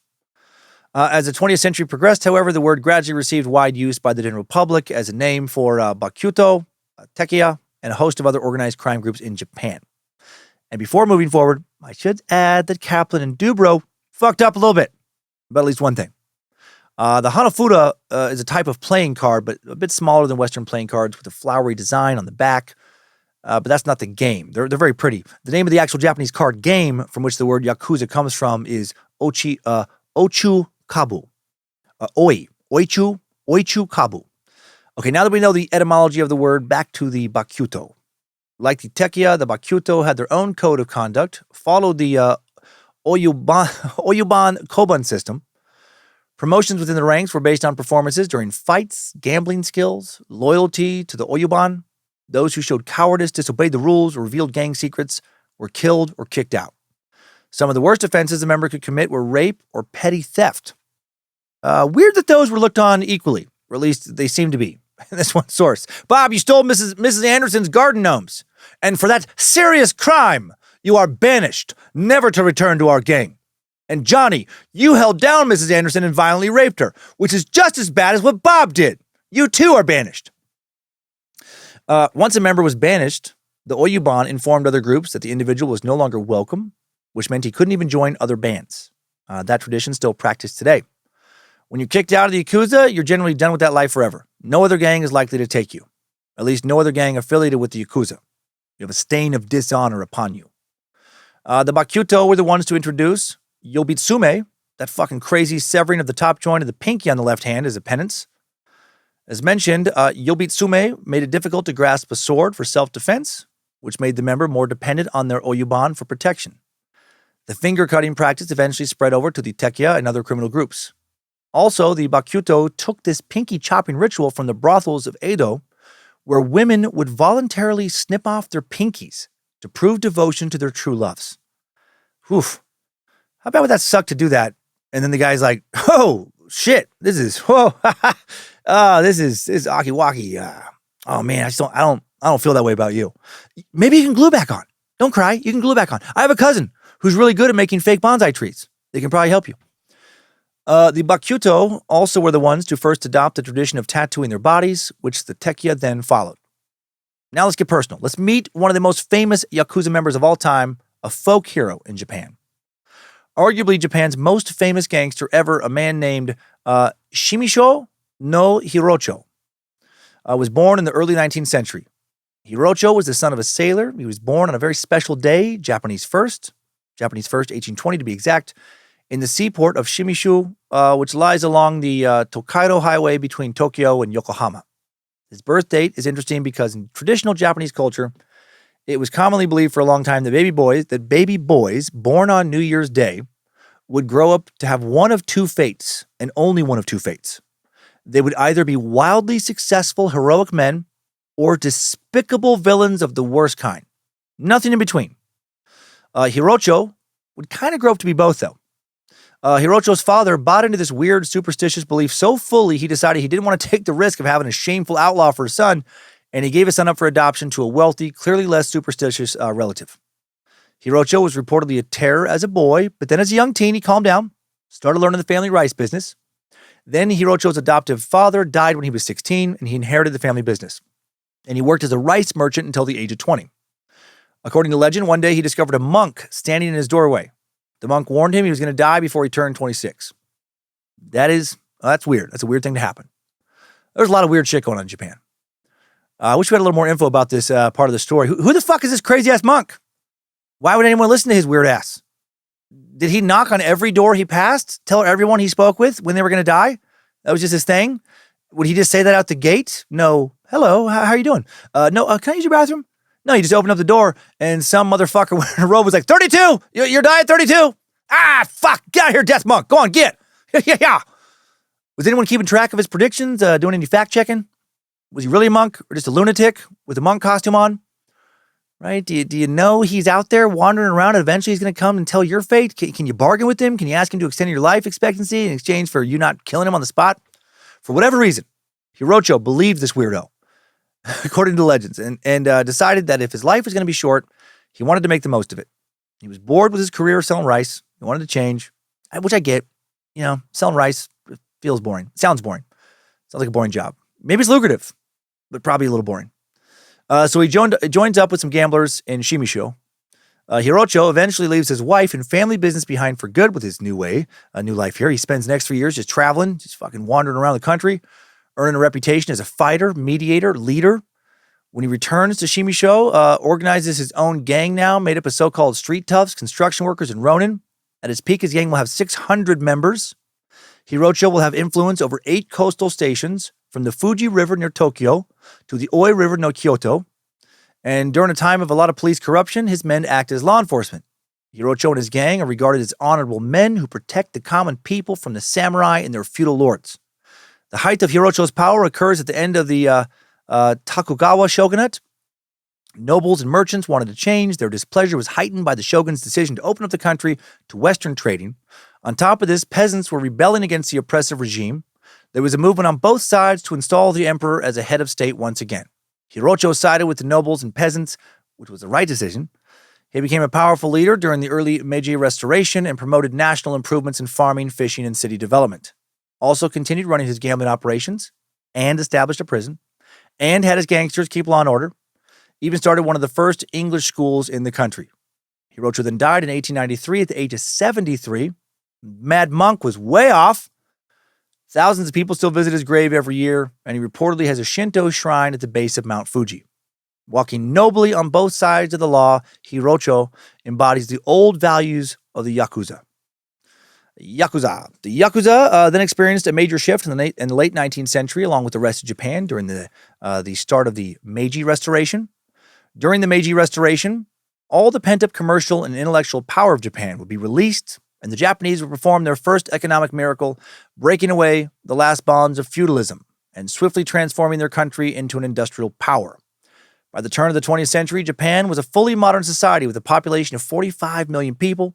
From 1890 to 1914, industrial production doubled. The number of factories tripled. Japan also established its first parliament and political parties and greatly strengthened its military, a military that would damn near help take over the fucking world in World War II. The Yakuza grew and adapted and evolved along with the rest of the country.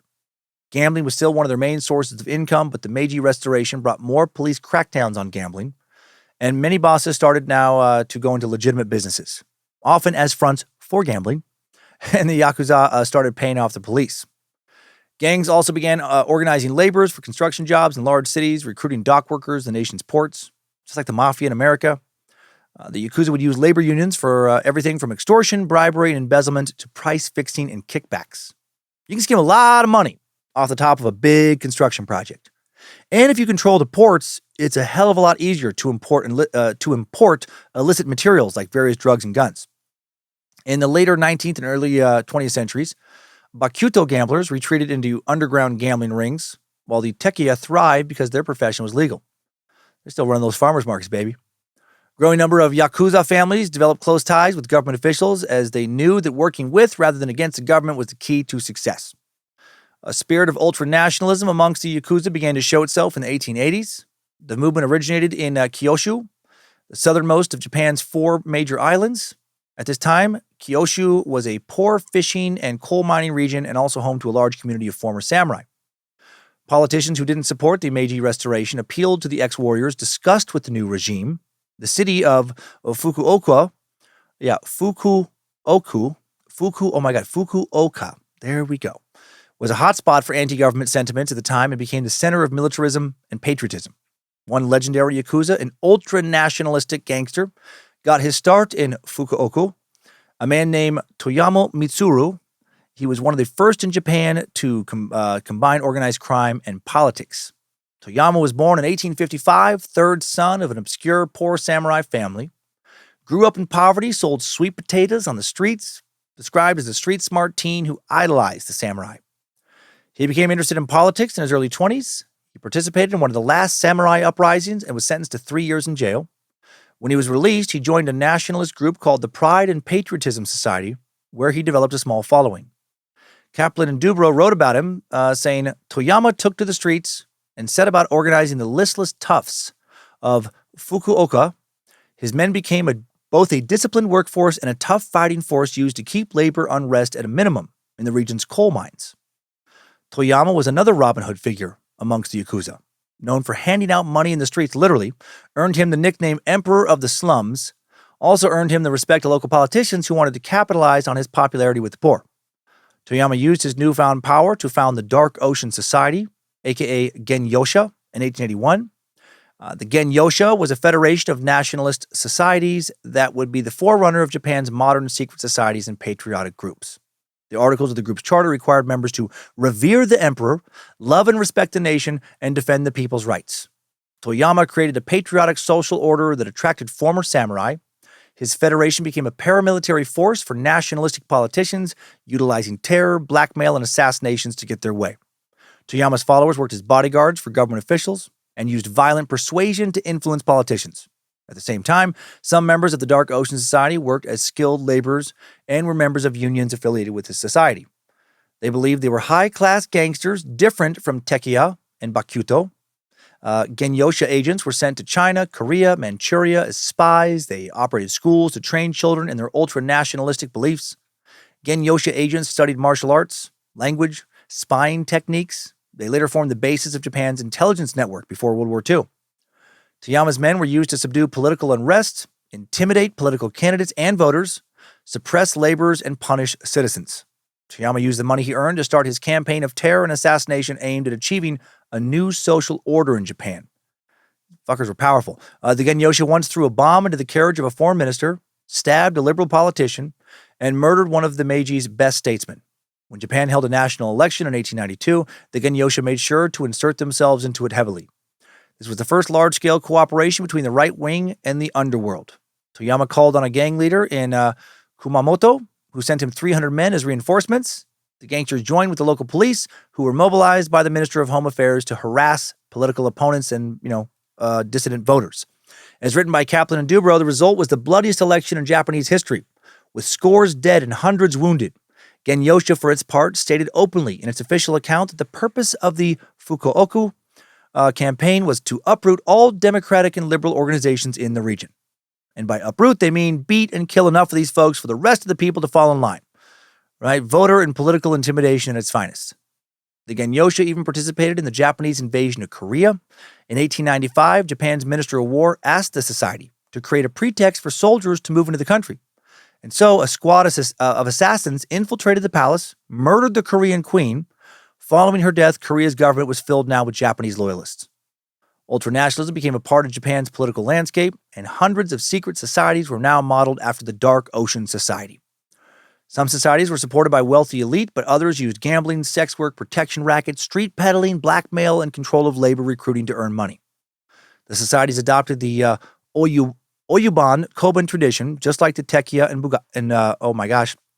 Bakuto.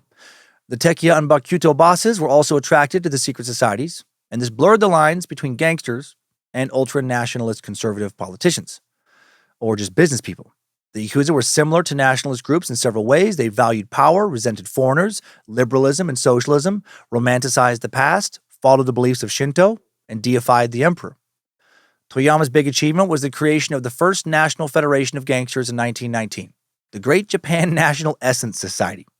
Over 60,000 gangsters, laborers, and ultra-nationalists joined.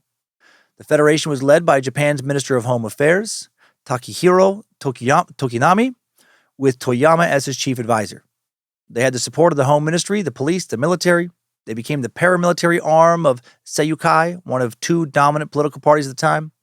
Second major party, the Minseto Party, organized its own gangster military force called the Yamato Minrokai, which also had Yakuza members amongst its ranks. Right-wing groups were prolific by the 1930s. Japan experienced a period of instability where moderate politicians withdrew from the public or they were assassinated.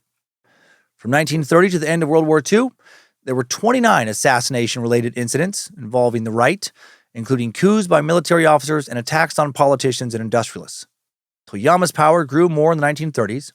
He was regularly invited to dinners at the Imperial Palace, gave addresses at patriotic gatherings. He also introduced the Japanese people to their new prime minister in 1937. Toyama's reign of terror only finally ended when he died in 1944 at the age of 89. The period of repression in the 1930s, when his power was at its height, where there was no true democracy and Japan was a militaristic society, is now called the Dark Valley. Because of all the military expansion during the time, more money was flowing into Japan than ever before, which greatly benefited the Yakuza. The Yakuza organized laborers on the waterfront in the city of Kobe. Gangs gathered groups of unemployable men, sold their labor to firms who needed unskilled workers, so basically they were sold into slavery. This was a lucrative business, and bosses fought over contracts and territories. The Yakuza group that was the most successful was the Yamaguchi Gumi, and they would become the most powerful Yakuza clan ever, by far. One of the most powerful organized crime syndicates in the world. Despite declining membership in recent years, according to Japanese law enforcement, they still bring in billions of US dollars a year from extortion, gambling, prostitution, arms trafficking, drug trafficking, real estate, and construction kickback schemes and more. They've also been involved in stock market manipulation, and internet porn, and bullshit bonsai trees. They're just fucking twigs glued together with a couple of grapes somebody painted orange and called fucking oranges. Ugh. No, they don't fuck with fake bonsai trees. The Yamaguchi Gumi family was founded in Kobe in 1915, starting off as a labor brokerage led by a group of dock workers. They quickly turned to criminal enterprises. The Yamaguchi Gumi family is named after its founder, Harukichi Yamaguchi. Yamaguchi was born in 1881, died in 1938.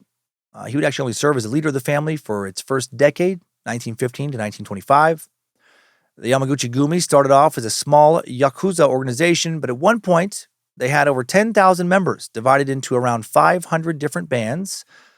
Norubu Yamaguchi, born in 1902, was the second godfather. Actually, they will have more than that. Early in they grew to 10,000, according to this Britannica thing, but finding more recent articles later, sorry, I didn't correct this portion of the notes to update it with later information, but they will actually get bigger than 10,000 members.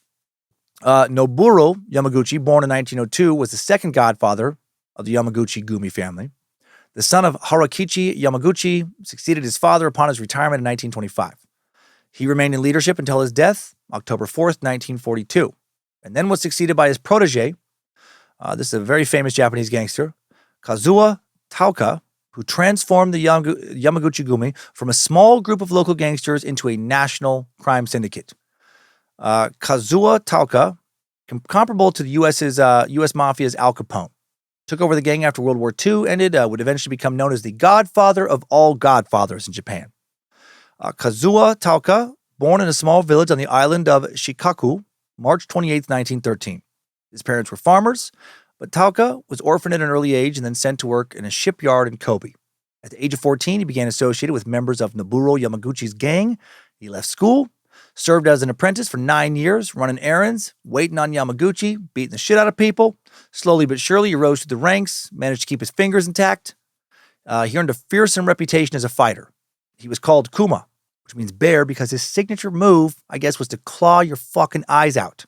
So scary-ass dude. That is a terrifying signature move. Taoka became a full member in 1936. Leading the Yakuza was not the vision Taoka had for his life. He was once quoted as saying, "I never wanted to be a Yakuza. I used to work at Kawasaki Shipyard, but I got into a fight with my boss and quit the company, so I couldn't go home." 1937, just a year after becoming a full member, Taoka is imprisoned for murder. Spent most of the war years in prison. Then he got released in 1943. Didn't stay too long for murder. Was welcomed back into the gang with open arms. Yamaguchi Gumi's membership had been taken out by an increased number of police crackdowns and, of course, just the war. October of 1946, 33-year-old Taoka assumed control of the family. He only had 25 koban at this time, but Taoka used his leadership skills and ruthlessness to turn the family into a force to be reckoned with amongst the Yakuza. A friend suggested that underground criminal organizations might be coming to an end. Taoka took his words to heart, decided to start legitimate businesses to protect his family. He founded the Yamaguchi Gumi Construction Company, which became enormous, started taking on local projects, further developed the family's gambling and extortion rackets. In the late 40s, Taoka formed an alliance with the largest Bakuto gang in the area, the Hondakai, and then they soon got into a gang war because of his ambition to control this group, and he would do just that. Taoka took over their gambling rackets, incorporated the Hondakai into the Yamaguchi Gumi, also took control of a Korean mob's territory in nearby Osaka as well. Taoka then founded, so random, a talent agency to promote performers from Osaka Okay, a good money laundering scheme, I guess. Or maybe he just really likes singers and actors and such from Osaka. At the same time, he continued operating the family's original labor business on the Kobe docks. He also took a financial interest in cargo firms, told all his followers they needed to maintain legitimate jobs, allowed members to recruit and maintain their own smaller families, which became quasi-subsidiary families of Yamaguchi-gumi clan. Tauka was suspicious of other Yakuza gangs, refused to join the Kanto Kai, a confederation of gangs within the Yakuza. He became more powerful than this confederation. Tauka restored the Yakuza during the post-war period, helped turn the organization into a business that dealt in extortion, racketeering, gambling, sex work, loan sharking, smuggling, fucking chopping people's heads off, other legal and illegal enterprises. Japan's National Police Agency attempted to regulate the family unsuccessfully in 1963. This is the same year that the Yakuza membership across Japan peaked, with an estimated 184,100 members. By 1964, Tauka was in charge of 343 gangs under the Yamaguchi-gumi syndicate. By the end of the decade, he had around 10,000 followers. So I guess maybe I confused myself, and that 10,000 is just referring to like the numbers under his direct control. In the mid-60s, the Yamaguchi syndicate controlled about 80% of all cargo on Kobe docks. The Tauka had interest in 14 cargo firms that earned him $17 million in 1965 alone. Tauka even had government support during this time. One of his companies, the Association of Harbor Stevedaring. Oh my gosh, it's kind of a weird word. Promotion. Yeah, Harbor Stevedaring Promotion had financial backing from a right-wing politician and the Minister of Transportation. Tauka was seen as someone who could keep leftist unions trying to do dumb shit like get fair wages and humane working hours and conditions for workers off of the docks. Take the liberal pro-working man bullshit out of here, you assholes. How the fuck am I supposed to become a billionaire? You know, you pulling this crap.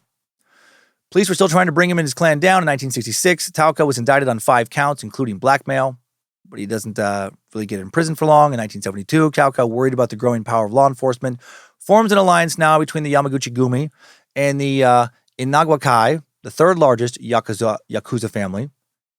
1978, that July, Tauka survives an assassination attempt when a member of the Matsura-gumi, a rival gang, shoots him in the neck at a nightclub in Kyoto.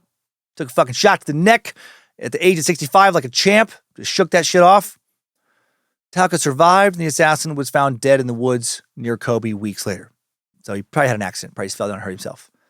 Then Kazuo Tauka dies of a heart attack July 30th, 1981, just a month before he was scheduled to be sentenced and very likely imprisoned by the district court in Kobe.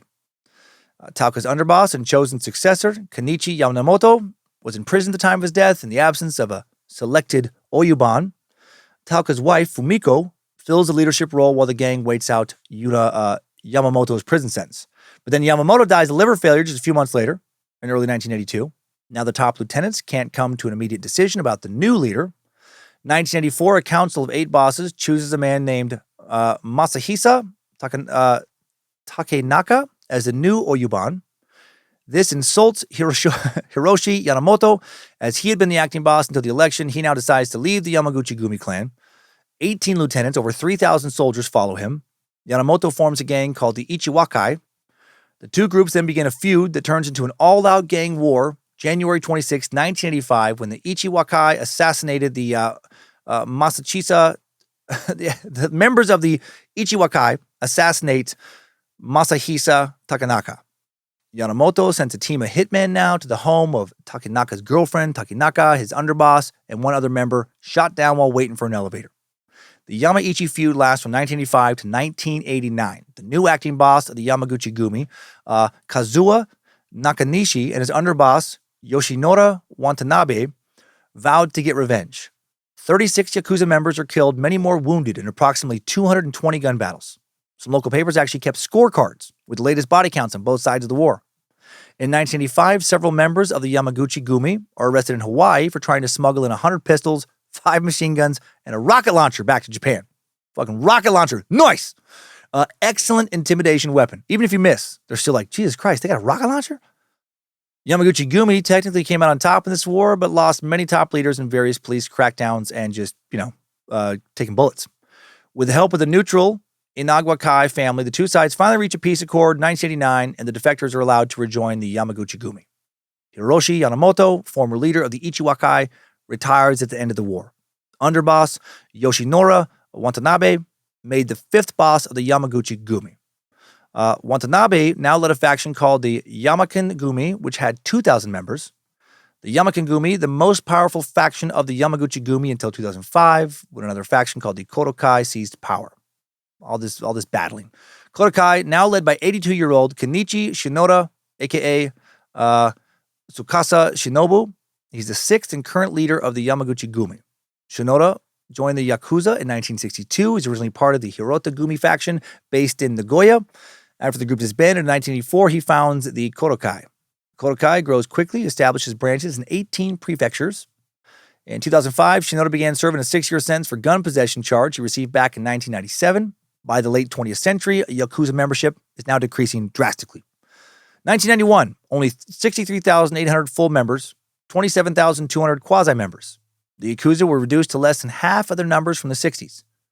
This occurred because of changing sentiments towards the Yakuza and increased policing. In 1992, the Japanese government based the Anti-Bori-Yokudan Act, which is meant to undermine the Yakuza's power. According to Norio Tomura, my God, my tongue is fucking failing me now. According to Norio Tomura, a police officer who investigated Yakuza-related crimes, the anti-Yakuza laws, including 15 articles that prevented the Yakuza from harassing businesses.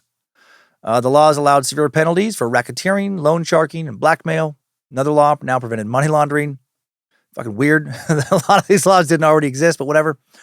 Once the police detected illegal activity, they could now freeze Yakuza accounts and assets. The authorities were now finally able to hold bosses responsible for their subordinates' actions. Other laws included an order to prohibit, which means the police can arrest members even if they did not commit a crime in an effort to prevent a new crime from occurring. That sounds a little bit scary. It sounds like it's getting a little bit Orwellian, a little step towards the thought police. Residents were also allowed to file complaints about the Yakuza signage outside their offices and businesses. A complaint allowed the police to file a suit against the organization for intimidation. In the documentary Twilight of the Yakuza, a journalist listed only as Mr. X to protect their identity discussed how the Yakuza adapted to these new laws. He explained that the Yakuza was not all bad, that they are still known for being problem solvers and mediators. The so-called economic Yakuza do not rely on traditional income sources like gambling or drugs any longer. Once Japan's economy grew after World War II, the Yakuza targeted ordinary companies. During the bubble economy of the late 80s and early 90s, a period of inflated real estate and stock prices in Japan, at the height of Japan's economic power, the Yakuza inserted themselves into legitimate real estate and finance enterprises. That was when the term economic Yakuza was first used. Yakuza members distinguished themselves for their intelligence, and they studied economic publications on a daily basis. They are adapting. During the 2008 economic crisis, many financial professionals who worked for banks or insurance companies lost their jobs, and the Yakuza would scout for these people, hire them. They would now work for the Yakuza, managing their assets. And they were called Fund Managers of Darkness. That's a pretty sweet-ass job title. What do you do? Oh, me? I'm just a Fund Manager of Darkness. Mr. X explained, in principle, they are doing ordinary legal stock investment work. The only difference is that their resources come from the Yakuza. Their actions appear as sound, healthy economic activity. However, this means that they are contributing to the profits and funds of the Yakuza. The police began to look into the fund managers, but they had to deal with the concept of equality under the law. There was a lot of debate about whether it was right to pass laws against the Yakuza's businesses and financial practices just because they involved Yakuza money. Hard to justify laws that prohibited the Yakuza from conducting legal business. The Yakuza also left behind little to no evidence of any financial crimes, making it hard to track their activities. Police now focused on cutting off the Yakuza's financial resources from gambling and drugs. Because the Yakuza could not conduct their conventional businesses, they had to find new, legitimate sources of income. According to Mr. X, so ironically, one could say that the police drove the Yakuza into the business world.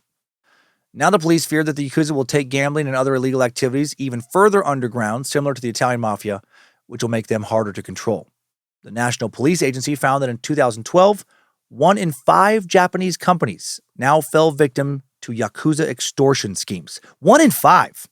In a nation of tens of thousands of companies. That's a lot of extortion. The Yakuza even became involved in the nuclear industry market and were suspected of infiltrating the Olympic Committee in Japan. In 2012, a tabloid published a photo of Shinzo Abe, Japan's former prime minister, with a Yamaguchi-gumi financier who had been arrested for violating money lending laws. Photo showed the two men speaking with American politician Mike Huckabee.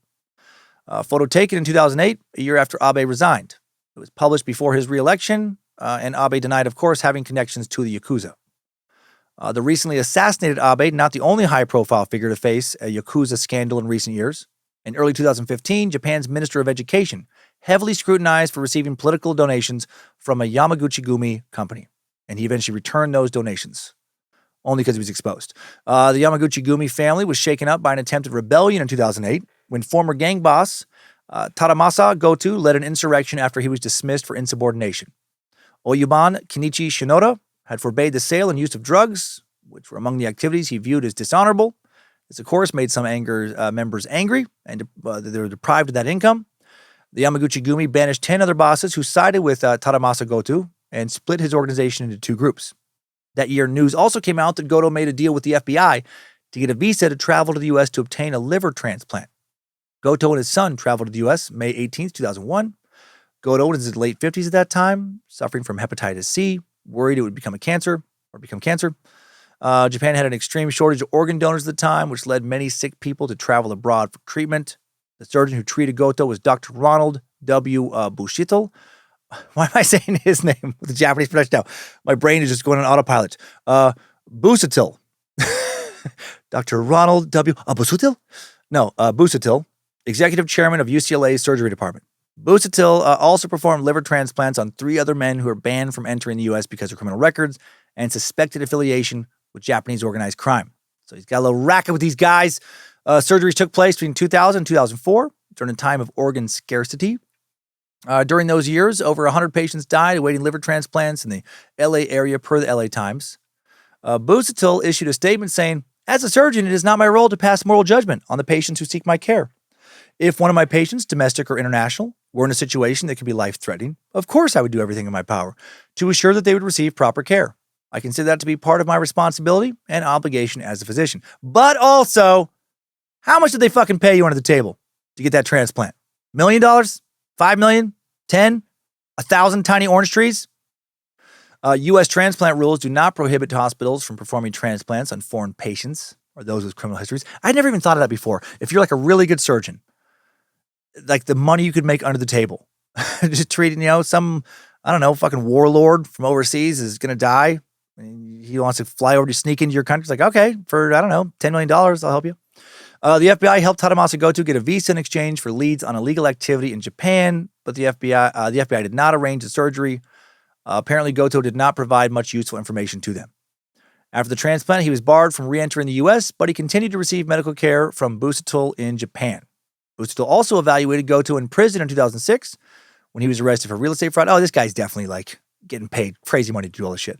His lawyers worried he was not well enough to be interrogated because of problems with his liver, heart disease, high blood pressure, and diabetes. Goto was acquitted of real estate charges in March 2008. By 2015, the Yakuza's estimated numbers down to just 53,000 now. The Yamaguchi-gumi clan has around half of that, 24,000 members, 72 affiliated gangs. That's the number I was saying earlier when I got hung up on 10,000. I was like, I knew they had fucking more than that at one point. 2015, there was a major schism within the Yamaguchi-gumi clan that resulted in a breakaway faction similar to the 1984 conflict. Members within the group decided it was time to do away with old traditions. Seems as if the Yamaguchi-gumi and Kobe became a lot more tolerant of drugs, while the larger Yamaguchi-gumi family was not. Some factions also complained about paying too high of dues to the Kodokai faction. There was a rumor that Kenichi Shinoda, a.k.a. Tsukasa Shinobu, was going to retire and pass leadership to another Kodokai member. Vice reported in 2015 the Kodokai has been a notably anti-authoritarian faction of the Yamaguchi-gumi, actively challenging both the police and the Japanese government while implementing a set of rules known as the 3 no's. No members should confess to crimes. No cops can visit the offices. No cooperation with the police is allowed. So they're a more hardcore branch. Also happens to be a large number of Korean Japanese in the Kodokai faction, which is highly unusual since many Japanese people still hold strong anti-Korean sentiments. Long, deep-rooted tension between those two cultures. In a 2011 interview, Shinoda was quoted as saying, "We provide refuge for those marginalized by Japanese society, the outcasts, the Korean Japanese, those from broken families who face discrimination. We make them strong and stop them from bothering ordinary people. August 27, 2015, the Yamaguchi-gumi holds an emergency meeting, expels 13 bosses and factions from the family. So a lot of this shit going on just like a lot of like with Italian, mafia crime families. Japanese police confirmed that powerful factions were breaking away from the Yamaguchi-gumi. The factions were the Yamakan-gumi in Kobe, the Takumi-gumi, I think that's how it's said, in Osaka, and the Kyoyukai. They formed the Kobe Yamaguchi-gumi. This was the first major split within the family since the war with the Ichiwakai in the 80s. In response to the rebellion, the Yamaguchi-gumi issued a statement on their website saying I love that they have a website also. It is only a matter of time before the good and bad of those who have mistaken their way is corrected. They got a fucking newsletter. They got a website. They got business cards. Vice reported that the majority of the police support the breakaway group, and the rebels delivered a notice to the police before they split from the family. And it's weird how they're all like talking to the police too. It feels like there's a vibe over there of like, well, it's better to have a certain amount of these gangsters because they do have some honor than just let other criminals take over their territory. The police have been after the Kodokai since 2009 when the head of the National Police Agency declared war on this specific gang, saying, "We will obliterate them from public society." That's a great word, by the way, obliterate. Doesn't get used enough. Currently, the Yakuza facing a membership crisis. By 2022, there were only about 11,400 members and 11,000 quasi-members. And within the existing ranks, the population is aging out. The average age, 54.2 years in 2022. Only 5% of members were in their 20s, roughly 30% in their 50s. Almost 12% of the members 70 or older. Over half of the members over 50. The Yamaguchi-gumi Syndicate is still the largest Yakuza family, accounts for around 30% of all membership. They had 3,800 members and 4,300 quasi-members / affiliates as of 2022. Tsukasa Shinobu, still their Oyuban. He is, as I mentioned, 82 years old and has long been missing the top portion of the pinky finger on his left hand. Now let's get out of here. Good job, soldier. You made it back. Barely.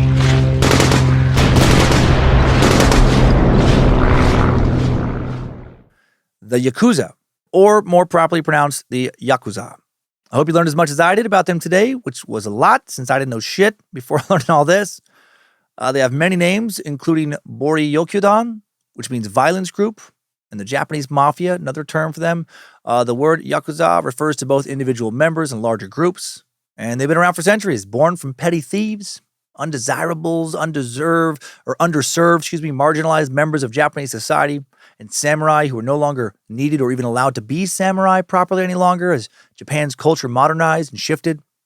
The Yakuza engaged in crimes such as extortion, blackmail, smuggling, sex work, drug trafficking, gambling, and loan sharking. They also run legal businesses now, such as restaurants and bars, trucking companies, factories, and labor businesses. Experts have estimated that at its peak in the 60s, again, membership around 184,000. By the early 21st century, numbers had decreased to around 80,000, split evenly between members and associates, far less than that now.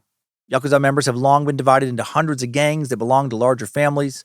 The largest family has been the Yamaguchi-gumi family, founded in 1915. They've been the biggest for roughly 2 centuries now.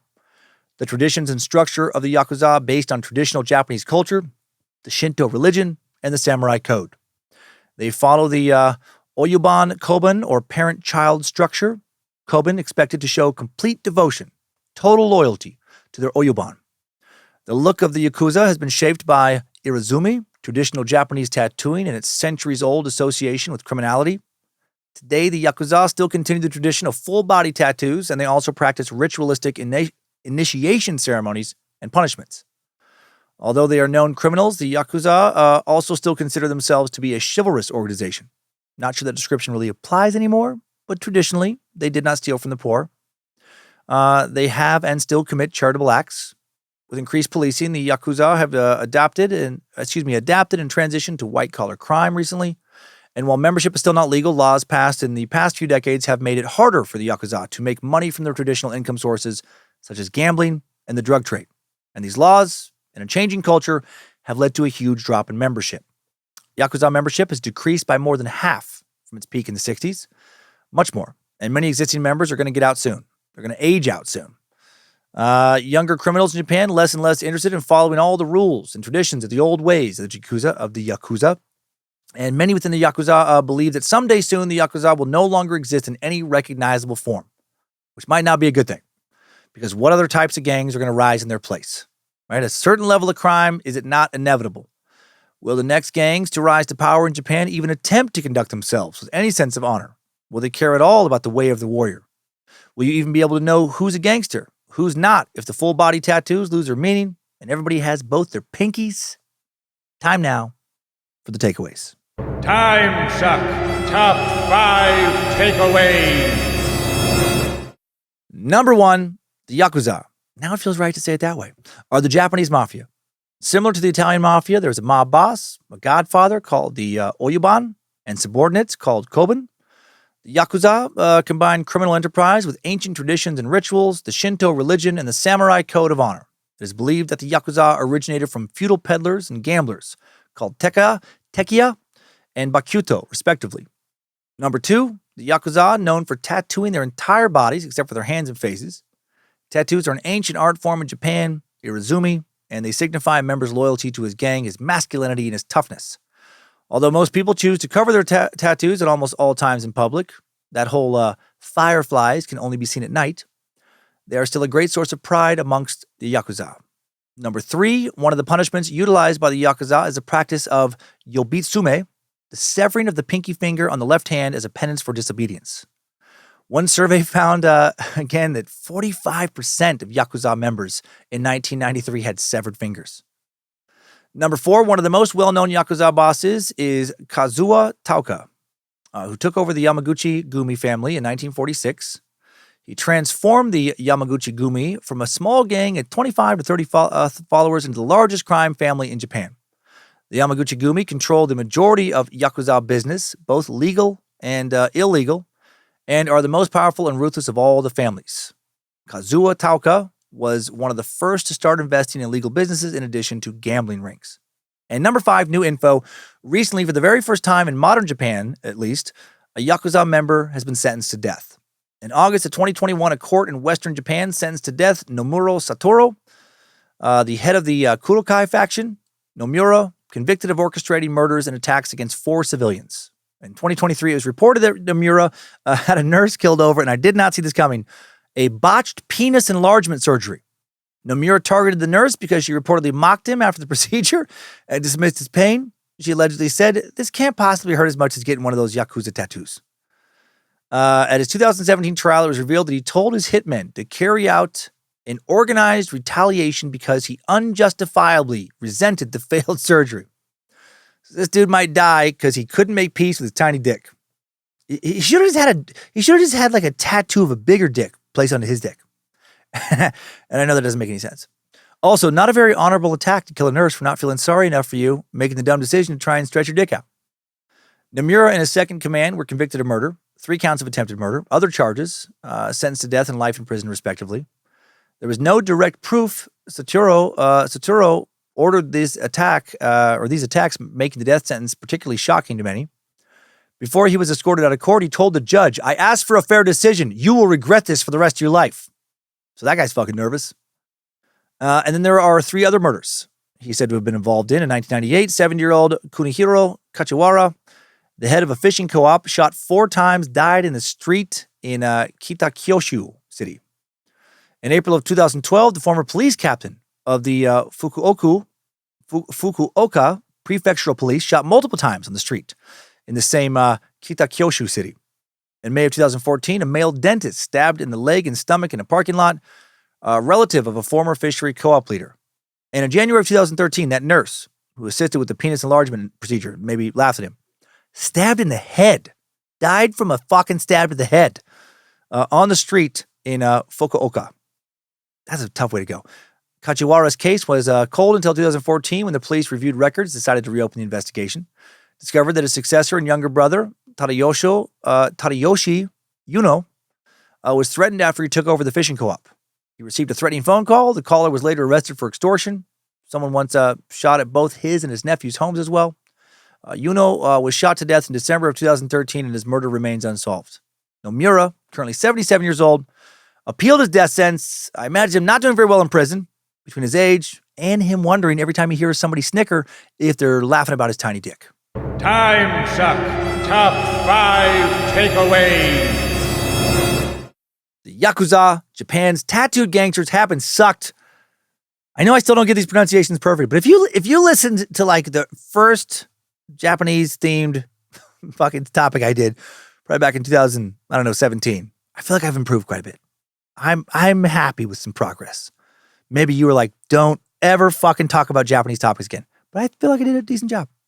Thank you to the Bad Magic Productions team for all the help in making Timesuck, starting with Queen of Bad Magic, Lindsay Cummins. She took great care of me. If you're curious at all, after last week's recording, got some tasty-ass Frosties from Wendy's, which I loved when I was so fucking high, and I ate a bunch of chicken nuggets as well. Thanks also to Logan Keith helping to publish this episode, designing merch for the store at badmagicproductions.com. Thank you to Olivia Lee, for doing the research on this one. Also, thank you to the All Seeing Eyes moderators. Still moderating the Cult of the Curious private Facebook page, the Mod Squad, still making sure Discord keeps running smooth, and everyone over on the Timesuck subreddit and Bad Magic subreddits. And now, the updates. Updates? Get your time sucker updates. Got some great updates this week. Our first one comes in from a little buttfucker. And I'm sharing it just because it made me laugh. Silly sack Scott Fouts wrote in with the subject line of "My mom called us little butterfucos." Hey Dan the Man and Bad Magic Brand. Oh my God. Hey Dan the Man and Bad Magic Band. There we go. I haven't heard or thought about the fun nickname my mom would address me and my brothers until this episode with Joey thinks with his wrench, Buttafuoco. You made the connection that I was missing with my little boy brain of Buttafuoco, what it might mean, buttfucker.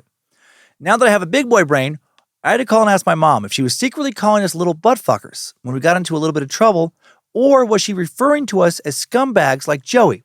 After a very fun call, I'm glad to report she was not being malicious and calling us scumbags. She was, in fact, just calling us little buttfuckers. Anyway, thank you for the help getting to the bottom of this trivial matter by reminding me of this awesome name, Buttafuoco.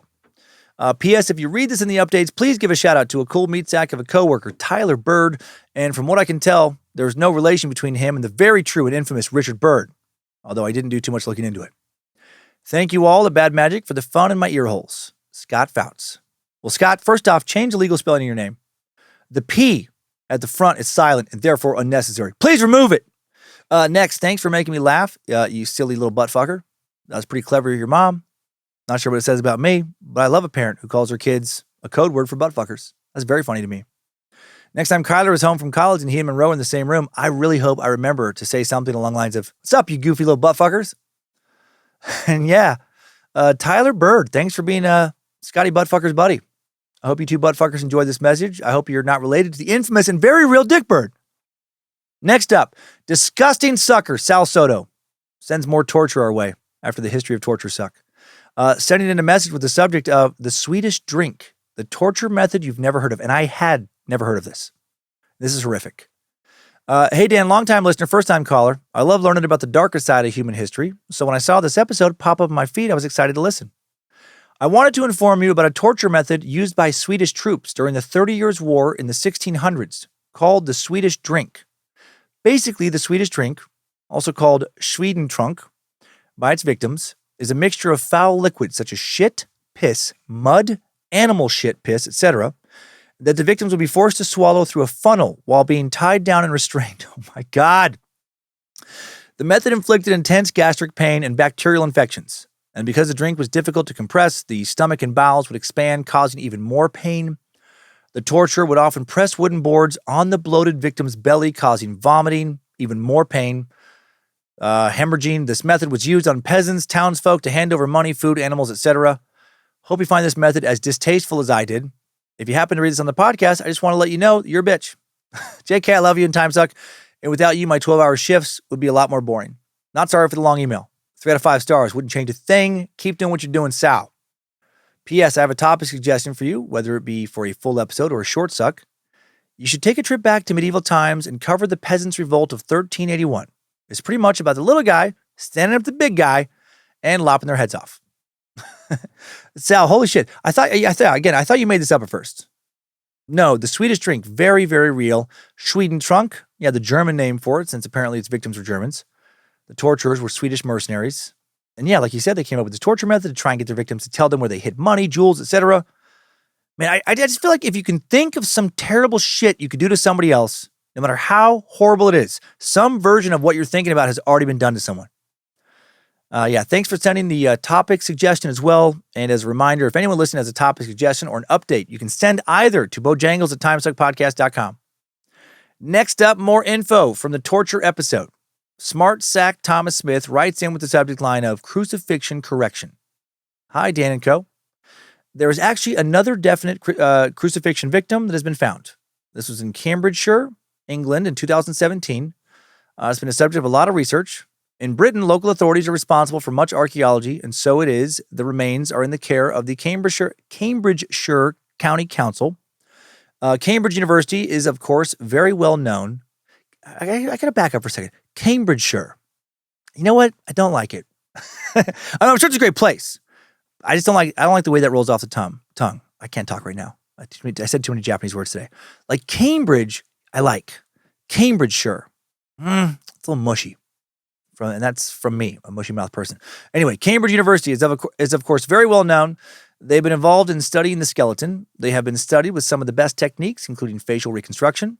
Like many others, I actually got to see it on display at the British Museum as part of the Legion Life in the Roman Army exhibition.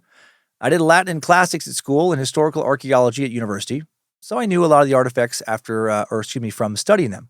However, this was found after I graduated in 2013, and with it being on display at Easter, it was really quite something to behold an actual victim of crucifixion. Mentioned in some of the articles, a bunch of sources below, is made of using the nails as amulets. There is some mention in sources of a crucifixion nail being a good luck charm.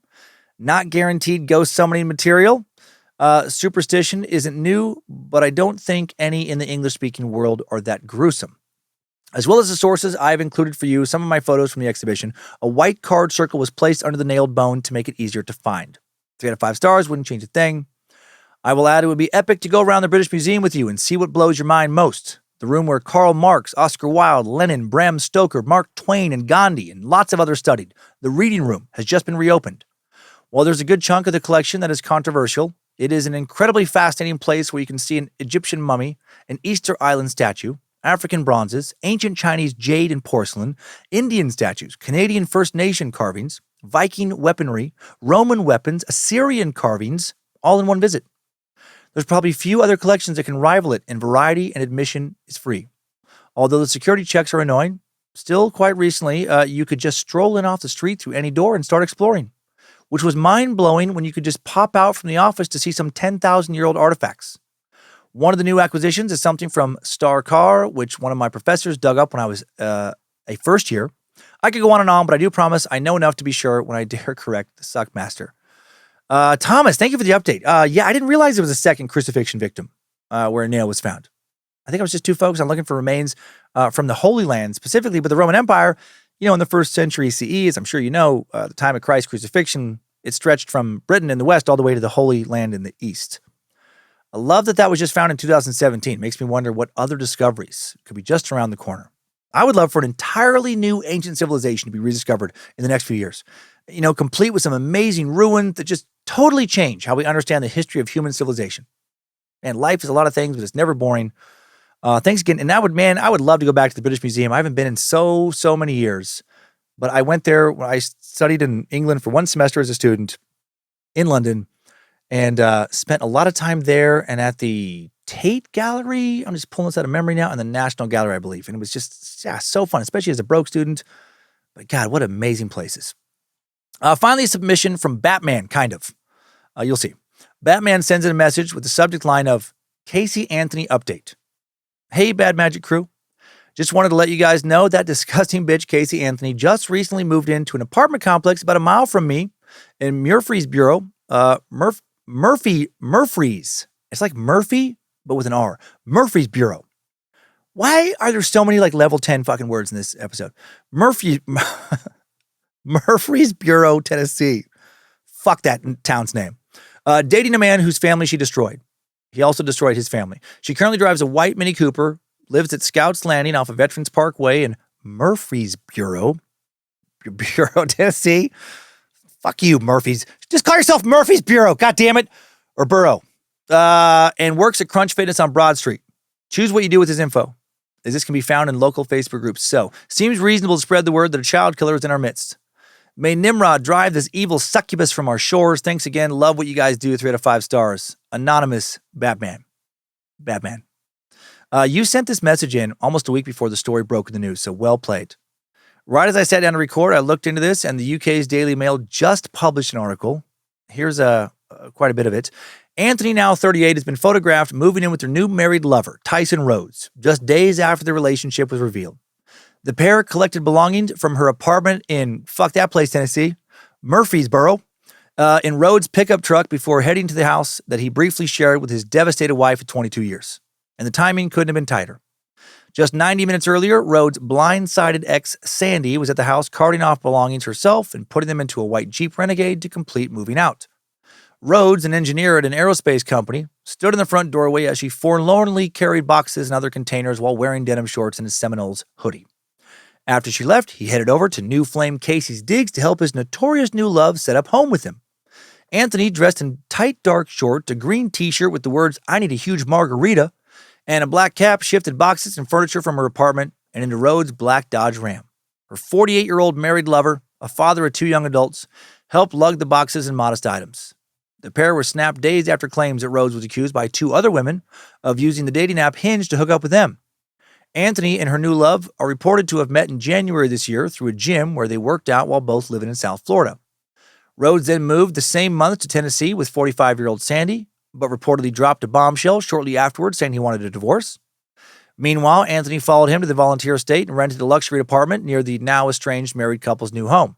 Even before that, it didn't take them long to hook up publicly, according to one report. When Sandy went back to South Florida to visit relatives in January, Anthony dashed up to Tennessee to be with Rhodes. They were spotted being touchy-feely in a local restaurant and a bar, according to the outlet, who quoted an onlooker saying they were holding hands and kissing. He even touched her butt. She got up to order a drink, and they noticed people staring, and he said to her, "Bring that innocent ass over here." He didn't care. Anthony, who was working as a researcher for an investigator in Florida, is reportedly unconcerned that her new lover is married. A friend said she doesn't care if he's married or not. Sounds about right. That's his business. All she knows is that he makes her feel good, and she likes that. She was willing to follow him to Tennessee. She sees a future with him. Pushed by the pal over the marriage issue, she reportedly hit back with, "Shut up, I'm living the life I want." Rhodes is reportedly still married to Sandy, has yet to file divorce paperwork. His estranged wife is said to have had no suspicions about his new relationship before he revealed he was dumping her. However, Anthony's hopes for domestic bliss with him were rocked this week by claims he's already trying to cheat on her. Oh, Jesus. 2 women independently alleged he wanted to hook up with them, reportedly saying on the dating app Hinge that he's single and looking for love. One of the women said, so he is still married, and he's dating Casey Anthony on the side, and he's still on dating apps. Man, this guy does not seem at quick glance to be a great dude. Casey still seems crazy and toxic. Maybe they're made for each other. Maybe they're a perfect couple. Can you imagine being his kids? Seriously, Dad? You fucking moved in with Casey Anthony? Man, some people, of all the people you could date, at least he doesn't have any toddlers you can kill. But who knows? Maybe they'll get pregnant together. And that's enough gossip, but thank you for that update. I am curious about what the fuck she's up to. I'm waiting for something terrible to happen. Thanks for the messages, everybody. Hope I get some updates about the Yakuza, other than pronunciation updates. I did my best. God damn it. Thanks, time suckers. I needed that. We all did. Well, thank you for listening to another Bad Magic Productions podcast, Scared to Death, Timesuck each week, Short Sucks, and Nightmare Fuel on the Timesuck and Scared to Death podcast feed some weeks. Maybe don't join a gang this week that requires you to lop off part of a finger if you fuck up. Just join a less serious gang. Maybe join like a bonsai tree gang. I mean, it's probably more of like a group or a club. But you can call yourself a gang. And you can really decompress. And you can relax working on those little ass trees. And if you need something to listen to while you harvest your tiny oranges, well, you can keep on sucking.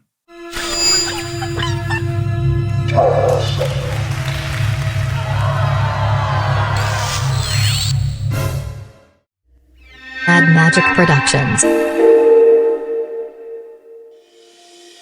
Hey, you want to grow a lot for yourself? But you think you can't because you live in an apartment or somewhere else without any actual land? Hey, don't sell yourself short. You can do this. If you let us sell you short. Short bonsai fruit trees, that is. Right now at bobsbountifulbonsaifruit.biz.